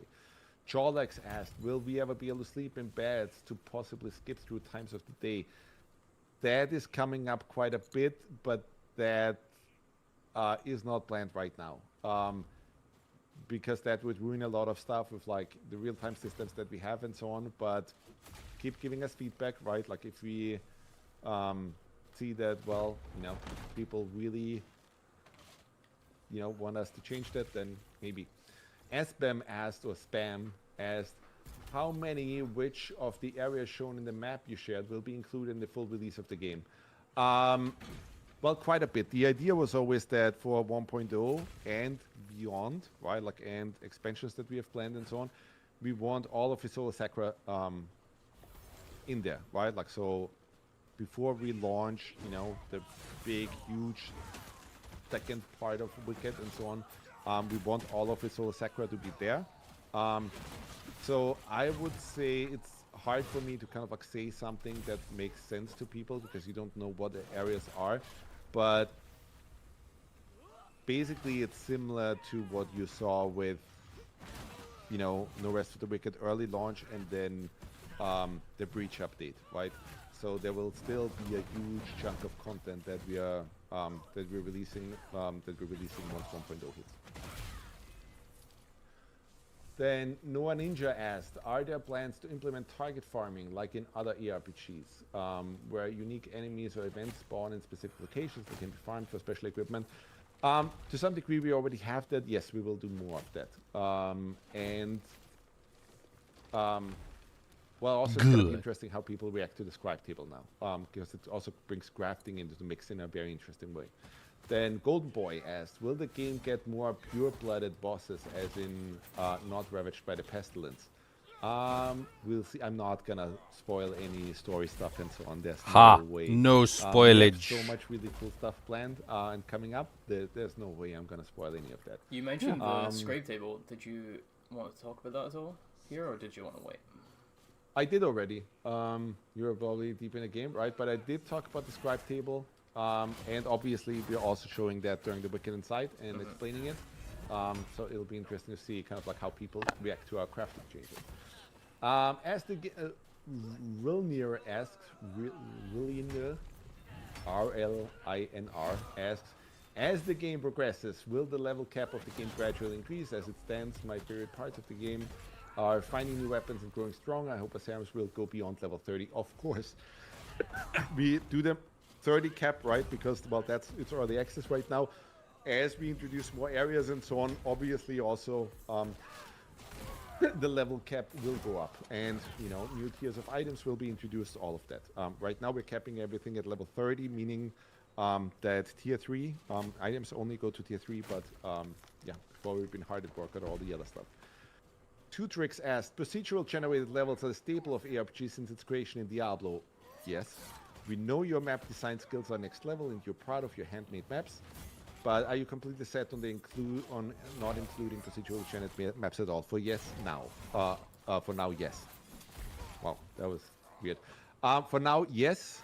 We do not have procedural generation planned, simply because there are no procedural systems out there that actually create good level designs. And I think you see that right now with all these open world games, where if you want those sections to actually be fun, well, the developers and designers actually have to go in there and make it fun. And the games that fully rely on procedural systems never really have level design, right? My hope is that at some point AI can help with this stuff, right? But as it stands, it can't. It's really bad at this stuff, similar to how it's really bad at like writing story or any of this stuff. And yeah, so it's not planned right now. Maybe at some point we will, you know, take a stab at that for retention purposes and so on. But for 1.0 or in the short term, it's not planned. The technology just really does not exist. And you know, the whole thing with like what a lot of people are doing now with like letting AI do the first pass and then having to do a lot of cleanup usually results in it's more work to do it that way than just doing it from scratch. So not planned right now. At the same time, we always have things like our life system, right? Where even though you are playing in a science space, the content that is inside that space, we are changing dramatically so that you should have hopefully a new experience and this, you know, improvements they're going to make to the life system and so on, and more quests and so on. So hopefully that should already satisfy people for now. Then Steve7301 asked, you mentioned the video of your Moon Studios Stellar team. Your writers are powerhouse. What's the story team? What's the writing process like? Conversations feel so organic and in place with the world. Well, I'm sure our story team will be very happy to hear that. I would love Jeremy, Teal, and Nick and so on, our story folks, like do a little behind the scenes video at some point, right? There's constant discussions and debates on like, you know, where our character should go, how the story unfolds, what we have planned. Obviously, I think one good thing that we did for Wicked was that, you know, we let it all simmer for a long time so that we could debate all of it, and we basically wrote the book before we even started production on the game. And now it's really just, you know, exploiting all of that and making that work. And in many ways, what we did so far was, because it's a new IP, we had to spend a lot of time introducing these characters and introducing the premise, right? And usually with a lot of games, or a lot of art in general, right? you get into the really interesting bits, kind of like in Act 2 and Act 3 and so on, where you actually see how things unfold and, you know, how all the bits and pieces come together and how complex it becomes and so on. And that's certainly going to be true for Wicked as well. I'm really excited for some of the stuff and seeing how people will react to that again. We always had that on Ori as well, where, I mean, I don't want to spoil Ori either, right? But there was a moment in Wisps where we all were wondering, man, if people get to this point, how will they react, right? And like, will that actually play the way we hope, and so on? And we're now getting to similar things in Wicked, so that is really exciting. Then Sefina82 asks, is there any DLC planned after 1.0? Yes. So our goal was always, we do the early access. Just no bullshit, right? Like, we do the early access, we give you a pretty good price on it, and we want to hear your feedback and all of that. Everybody who plays early access gets it at a lower cost. And then once we release 1.0, we'll up the cost a bit. And in order to support the studio, we thought the fairest thing was not doing it through microtransactions, through selling you fucking horse skins or that kind of thing, but through just saying, guys, we, you know, worked our butts off. We, you know, introduced more content and really cool stuff, and then, you know, just basically release an expansion, right? And that's how we finance things. That is still the plan. That's what we're doing. Then Naruto asked, will there be a physical edition and maybe a collector's edition? Yes, but I'm not going to say anything about that right now. You will see in time. Naruto. And then the last one that I had was from Sherrod Poibu. Will more bomb rune opportunities be added, such as proximity mines? Or I believe they're from so the Netherlands. obviously, that stuff is super fucking fun, right? So I'm sitting on a lot of runes. I already said many times that there's a difficult balance for me to do there, right? Where it's like I have to make sure that even the tier 1 runes or the tier 2 runes don't become useless once you get the tier 3, tier 4, tier 5 runes and so on, right? So it's almost like a fighting game, right? Where Hadouken or Light Hadouken doesn't become useless only, you know, after you learn maybe a Austria, example, right? Vienna. If you know how to do the kind of like whirlwind kick or so, interesting. right? But that's kind of like how we approach it, that, you know, you in tier 3, tier 4 and so on, oftentimes you will find more complex runes in there that you might not want to blast off quickly and so on, that kind of thing, or that require more precision and so on. So that's what we're doing there. And, you know, like adding more variety to the stuff is always good. So, you know, having things like little proximity mines and so on, some of that already exists, but adding more things like that is always fun. And we want to have a lot of, you know, really cool mechanics in there. Okay. We're already a little bit over.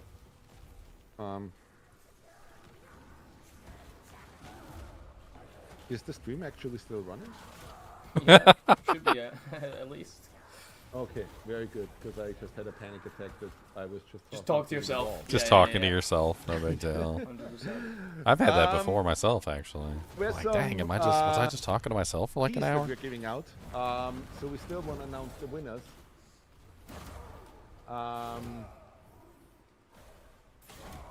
And there's another thing that we want to bring up. So obviously, lots of you have asked about the co-op launch timeline. There will be the PTR, closed beta basically, and the more open beta that is going to happen very soon. The actual launch is in early, for co-op, is in early 2026. So, you know, take that for what it's worth. Again, if you thought it's earlier, I'm sorry, right? But we are trying to make sure we land this plane as smoothly as we can. So bear with us, right? Like, launching multiplayer is always hard, and we want to do it the right way. With co-op, there's also going to be another 30% sale. You know, this, I think in the winter Steam sale, when we do the No Rest for the Wicked, Wicked Inside, you're going to see everything that we have planned for multiplayer, and there's going to be a sale there. So it's a pretty perfect time to buy Wicked if you haven't yet. And by the way, the game's price is gonna release at 1.0, so you know, like that early rebate is gonna run out at some point. Then the winners for the keys, they all go to me. Really? No, I'm just kidding. So obvious. Let's read them out. So first one was Kiara87. Second key goes to Renee. We should have a little cool thing on the screen. We should do that for next time. Get a Third little one, wheel. Caitlin with paint. Yes, a nice little graphic. Fourth one goes to Jackal. Fifth one goes to Charlex. Sixth one goes to Dynamo. Then next one goes to Tana. Next one goes to It's Slam Dunkly.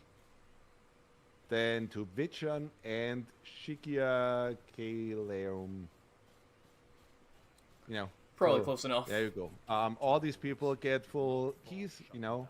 We just enjoy Wicked, right? Like it's in a pretty cool state. And we'll be in an even cooler state pretty soon. Before we wrap today, let's see. Do people still have anything, questions?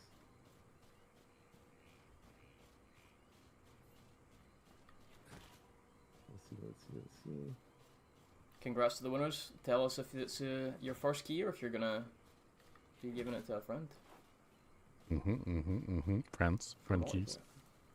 Everybody likes friend keys.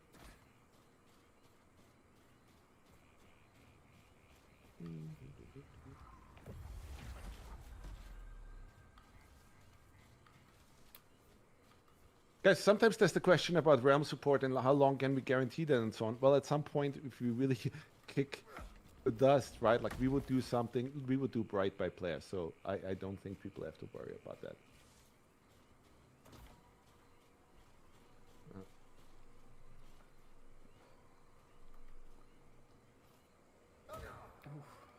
There's some questions about catch-up mechanics, but I mean, people get to play it pretty soon, so they will see how it'll work. I hope you guys enjoyed Corey and Corey's play time here. It's very nerve-wracking to play in front of whatever we have now, hundreds of people. No, I do it all the time. Not really. Yeah, I guess I should Applause for Corey here. I should kill twins before we go. Let's do that. That's a nice way to kind of like end the stream. Yeah. If you manage to beat them. If. If. He's like, Usually I would go to if. Sacrament and I'd upgrade. I can upgrade like 3 times now my weapon, but let's just go in. Let's just go for it. Yeah, eat some food.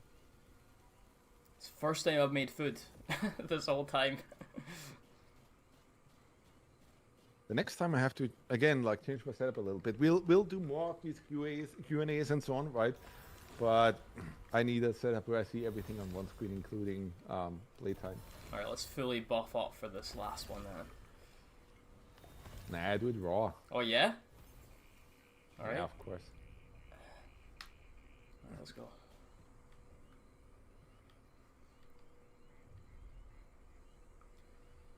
Let's see. Little parry. Little cheeky parry.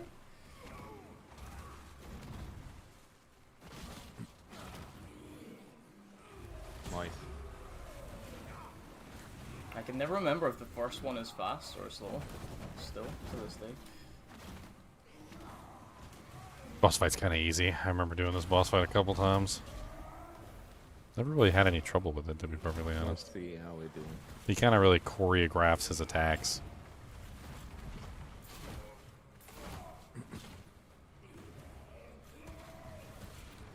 Just choose Corey's not to doing deal pretty with well that. so far.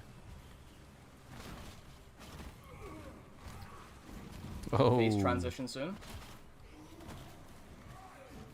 Yep. There it is. I played this guy so many times in multiplayer. I hate when the bubbles come up. And you get people running across the arena like headless chickens, not knowing where to put them. Yes. And then you just have no space. And rezzing, right? Like you can resurrect people in co-op, but then it becomes this whole thing of like, Area denial. should you or you know, don't die in a bubble. You have to position them nicely along the edge.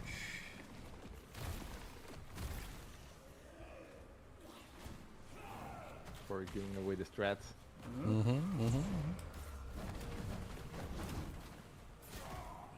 I mean, that's how it is a lot of the times. Whenever bosses have like area of effects, you got to make sure you're putting them You only turn out, you like on the edges.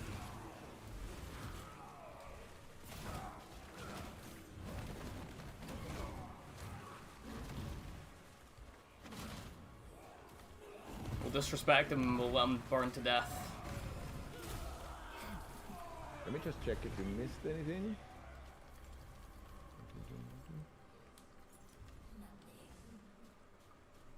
Any last minute questions you see in the chat that's Not fired. interesting? Not fired. I mean, I think I already kind of like said too much anyway, which usually happens to me. So, you know, some of the It's easy stuff to do. is just for Wicked Inside. Well, there you go. Corey beat him. Guys, that is basically it. Again, like if you have not signed up yet for co-op for the release, please do. There's a little questionnaire that we have everybody fill out and so on. And then once you actually get to play co-op, please give us the feedback, right? Just play it, have the time of your life, and then, you know, give us feedback. If you see any issues, if you see any stuff that isn't right, please also don't bombard us with negative Steam reviews. That actually does not help immediately, right? The thing where you could help us the most is just Bombard you us know, with go negative to our Steam reviews. Discord, go to our forum, write in all that feedback. I promise you, we're burning the midnight oil. We're working as hard as we can, as fast as we can on fixing all of this stuff and making sure that you have a really great time. We're trying to do really wild things and push the genre forward and push the status quo and everything, right? This is not easy work. It's like we are all working extremely hard on all of this. So give us your feedback. If there's anything wrong, we'll fix it. And I hope you guys will have a really great time. Because what we are pushing there, I think, is very different. But I think people, or hope people will be able to appreciate that we're trying to do something that is, you know, finally different from what's already out there. To give you the kind of like multiplayer experience that I was always dreaming about when I was younger. That was never really. Go down realized 007. yet. So that's it. I think that's a good point to basically drop it. So Corey, thanks for playing. Yeah, thanks everybody. And I'll It's see good. with that. It's a good Thank time, you, and everybody. they're gonna Thanks for watching us, and then they're gonna enjoy what we have in store. We have a lot coming up, so yeah. Thanks everybody. yep, cool. All right. Well, I mean, I liked it. I'm going to be honest with you. They could have picked up the pace a little bit. The pacing could have been a little better on the questions. It was, but we got a lot of good information, though. I do want to talk about, like, the information that we got, trying to sum it up a little bit. Because, man, it was kind of spread out all over the place. So from what I could tell, it seems to me like they decided that they wanted to do a more personal kind of world. And let me pull up a notepad here because we're going to talk about this. So in a lot of games, like in Diablo 2, for instance, you make a game, right? And then that game, then people can join your game, right? So you can have, you know, joinees. We'll call them joinees. The joinees can join your game, but only so long as you are online. Because if you leave, then basically your progress stops if you are not online, right? So your progress is kind of important, and also the other player's progress is important. But instead of having a progress which is based on you or the player or something of that nature, it seems to me like what they've decided to do is they wanted to go with the game's progress, which is kind of completely different than the way, like, the games normally work. So, like, if I make a game in Diablo 2 and I've already killed Iswal, then nobody else can kill Iswal because Iswal is now dead. However, like, if somebody else makes a game and they haven't killed Iswal, well, then Iswal is alive and you can go kill him. Well, what they're doing here is instead of having the character be the progress of the game itself is going to, like, be an interactive world that essentially everyone can join.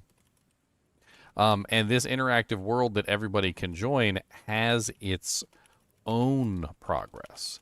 And essentially you are joining in this world that everybody is contributing into to be able to, number one, like, increase the, fix the town, killing the monsters and the bosses, progressing the storyline, and so forth and so on.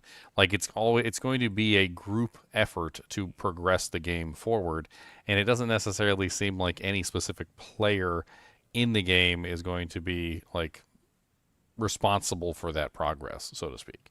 In a lot of games, if the least progressed player would usually have to make the game so that everybody else could, like, sync up, so to speak.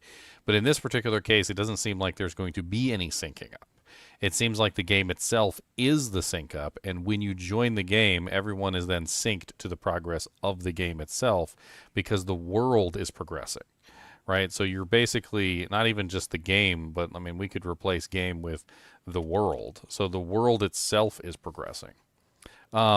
He also explained that these worlds would be self-contained.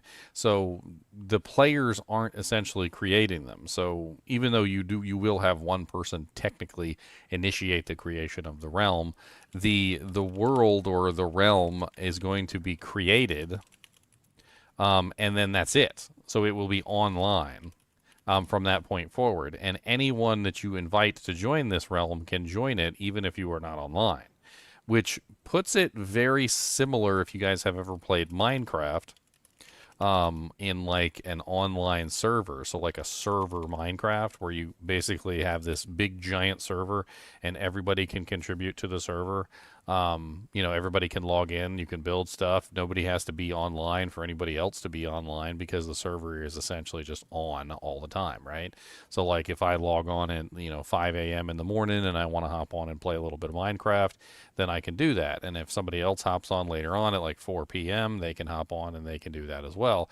And it seems to be where they're trying to make it so that, like, the world is its own little garden, essentially, like its own little place, and the people that you invite can all work together to, like, progressing the storyline, which is rather interesting. Of course, they did say you could have multiple realms, so you could potentially have multiple of these servers. Like, for instance, you could have one server running with your girlfriend, and then you could have another server that you're running, like, with your brother or something, or maybe your best friends online. Just simply because, you don't want to have, like, the two servers mixed together, because you want, like, your playtime with your girlfriend to be more intimate, and, then the big server with everybody else can be whatever. They did say there would be friendly fire, but he did specifically state that it would not be 1-to-1 friendly fire, which basically means that, like, let's say you hit the boss for, like, 100 damage. Well, when you hit a player, it's going to be, like, 20 or something. Like, it might be like a 5-to-1 ratio or something, where instead of you doing, like, the damage that you would potentially do to the boss, you're going to do a much more limited damage. So it seems like they have thought about it, at least, because I thought about it and I was like, man, that sounds absolutely awful, like friendly fire and No Rest for the Wicked. But it does sound a lot less awful when you have a lower ratio than a 1-to-1, where you're doing, like, say, 20% of your total damage to the targets around you instead, or like 10% to the total targets, where you can still potentially kill your teammates and you can interrupt them and cause problems, but you're not just, like, instantly one-shotting them off the battlefield or anything, which definitely is going to be less annoying. He did talk about a lot of changes. Specifically, one of the changes that I thought was really cool was the 26 different classes. Which is not really quite true, but it's interesting. So the way that classes work in most games is you choose the class and then you play that character. Well, in No Rest for the Wicked, there really doesn't have a class system involved. Instead, it's more along the lines of a weapon system. So essentially, how No Rest for the Wicked currently works is you pick a weapon, and you essentially have the skills of that class. And so by putting that particular weapon on, you're kind of that class. It's not really how it works currently, but what they're saying is that in the newer version, that is exactly how it's going to work. So they've changed it from the current system to a new version of the system where essentially when you put on a bow, you are now like a ranger. When you put on dual daggers, you are now going to be a thief, and so forth and so on. So the weapon that you pick is essentially going to determine the class that you are. And according to this, it says there's 26 different classes. Now, that's a pretty stark contrast to the number of weapons that he stated, because if I remember correctly, he stated there was somewhere around like 328 like weapons.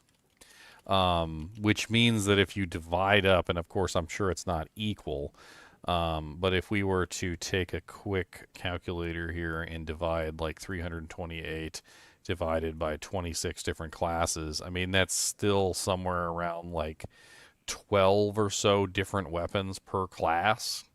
Who knows if they actually have like different functionalities or whatever, but you're still talking about like probably around 11 to 12 weapons per class, which is kind of nutty in itself, because that means that there's a lot of different choices that you could potentially make for like each class type. You know, like say for instance you picked a I don't know, like a paladin or something, and then the paladin has like a one-handed weapon and a shield combo, but then maybe the paladin also has like a two-handed weapon that he can potentially use, which is equivalent to like the paladin class. They also stated that there was going to be like some subclassing or like choosing abilities from other classes, which did also seem kind of interesting. And they also stated there was like going to be like an overwork on the skills and whatnot for the like the multiplayer. Apparently, there's a co-op coming up. Let me see if I can find that really quickly.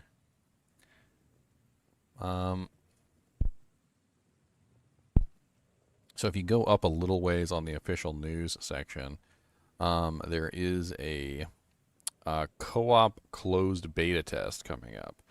If you want to participate in the multiplayer section of the game, there is a link here for the form that you need to fill out if you want to do the multiplayer co-op. I'm wibbly wobbly on it. I'm not sure if I want to do the closed test because I can't report anything. Closed tests, I can't stream it. I can't tell anybody about it. I mean, I guess I could just play it by myself offline and twiddle my thumbs. But, you know, I got a big mouth, so I might end up saying something I don't intend to say. Maybe I'll wait until they do the open version of it. But there's the link there if you want it. If you want to check it out, it's on the Discord. I will cross-post this also in the No Rest for the Wicked on the Discord, my Discord server, so I can forward this to the No Rest for the Wicked category. That way, if anybody wants to participate in the closed beta test, it will be there. I'm pretty excited. It looks good. The multiplayer, I've been looking forward to multiplayer on this game for a while, and it sounds like they've got a good idea. And a lot of times he would go back and he'd talk about, like, you know, sitting on a couch co-op, you know, with like, you know, 3 of your other friends or whatever, like playing, you know, like GoldenEye 007 on your Nintendo 64 or whatever. Like he's comparing it to something like that. He's trying to make a much more intimate, you know, setting where you have, you know, people working toward a goal within a world which is particularly theirs and not just, you know, like anybody's. I mean, it does sound like that since it's persistent online, there might be some problems there as far as, you know, like some people getting ahead of the group. You know, like especially if you have one guy who's a no-lifer and stays online all the time, and then another guy who like only shows up, you know, like 2 hours a day or something, that could be kind of an issue. But I'm sure you could work that out and ahead of time, like whether or not somebody is actually going to have the time to participate. I'm also kind of interested, even though they did particularly say that it was going to be a 4-player max. I never really got a question on whether or not it was 4-player max or 4-player max. And the difference between that, as far as I'm aware, is like, imagine this. Okay, so imagine you make a world and the server can only host 4 people at a time, but you can invite more than 4 people. Well, if you can invite more than 4 people and it's a persistent world, then you could potentially have, like 4 people online at all times if you've invited, say, like 16 various people. And then, like, it might be a situation where you're waiting to get back onto the server because there's no room. I mean, that could be kind of an interesting option as well. I guess you'd have to limit the total number of people that you invite, but it does seem like an interesting choice. I'm not exactly sure what the benefit to having more than like 4 people on would be. I'm assuming that eventually the world would also end too.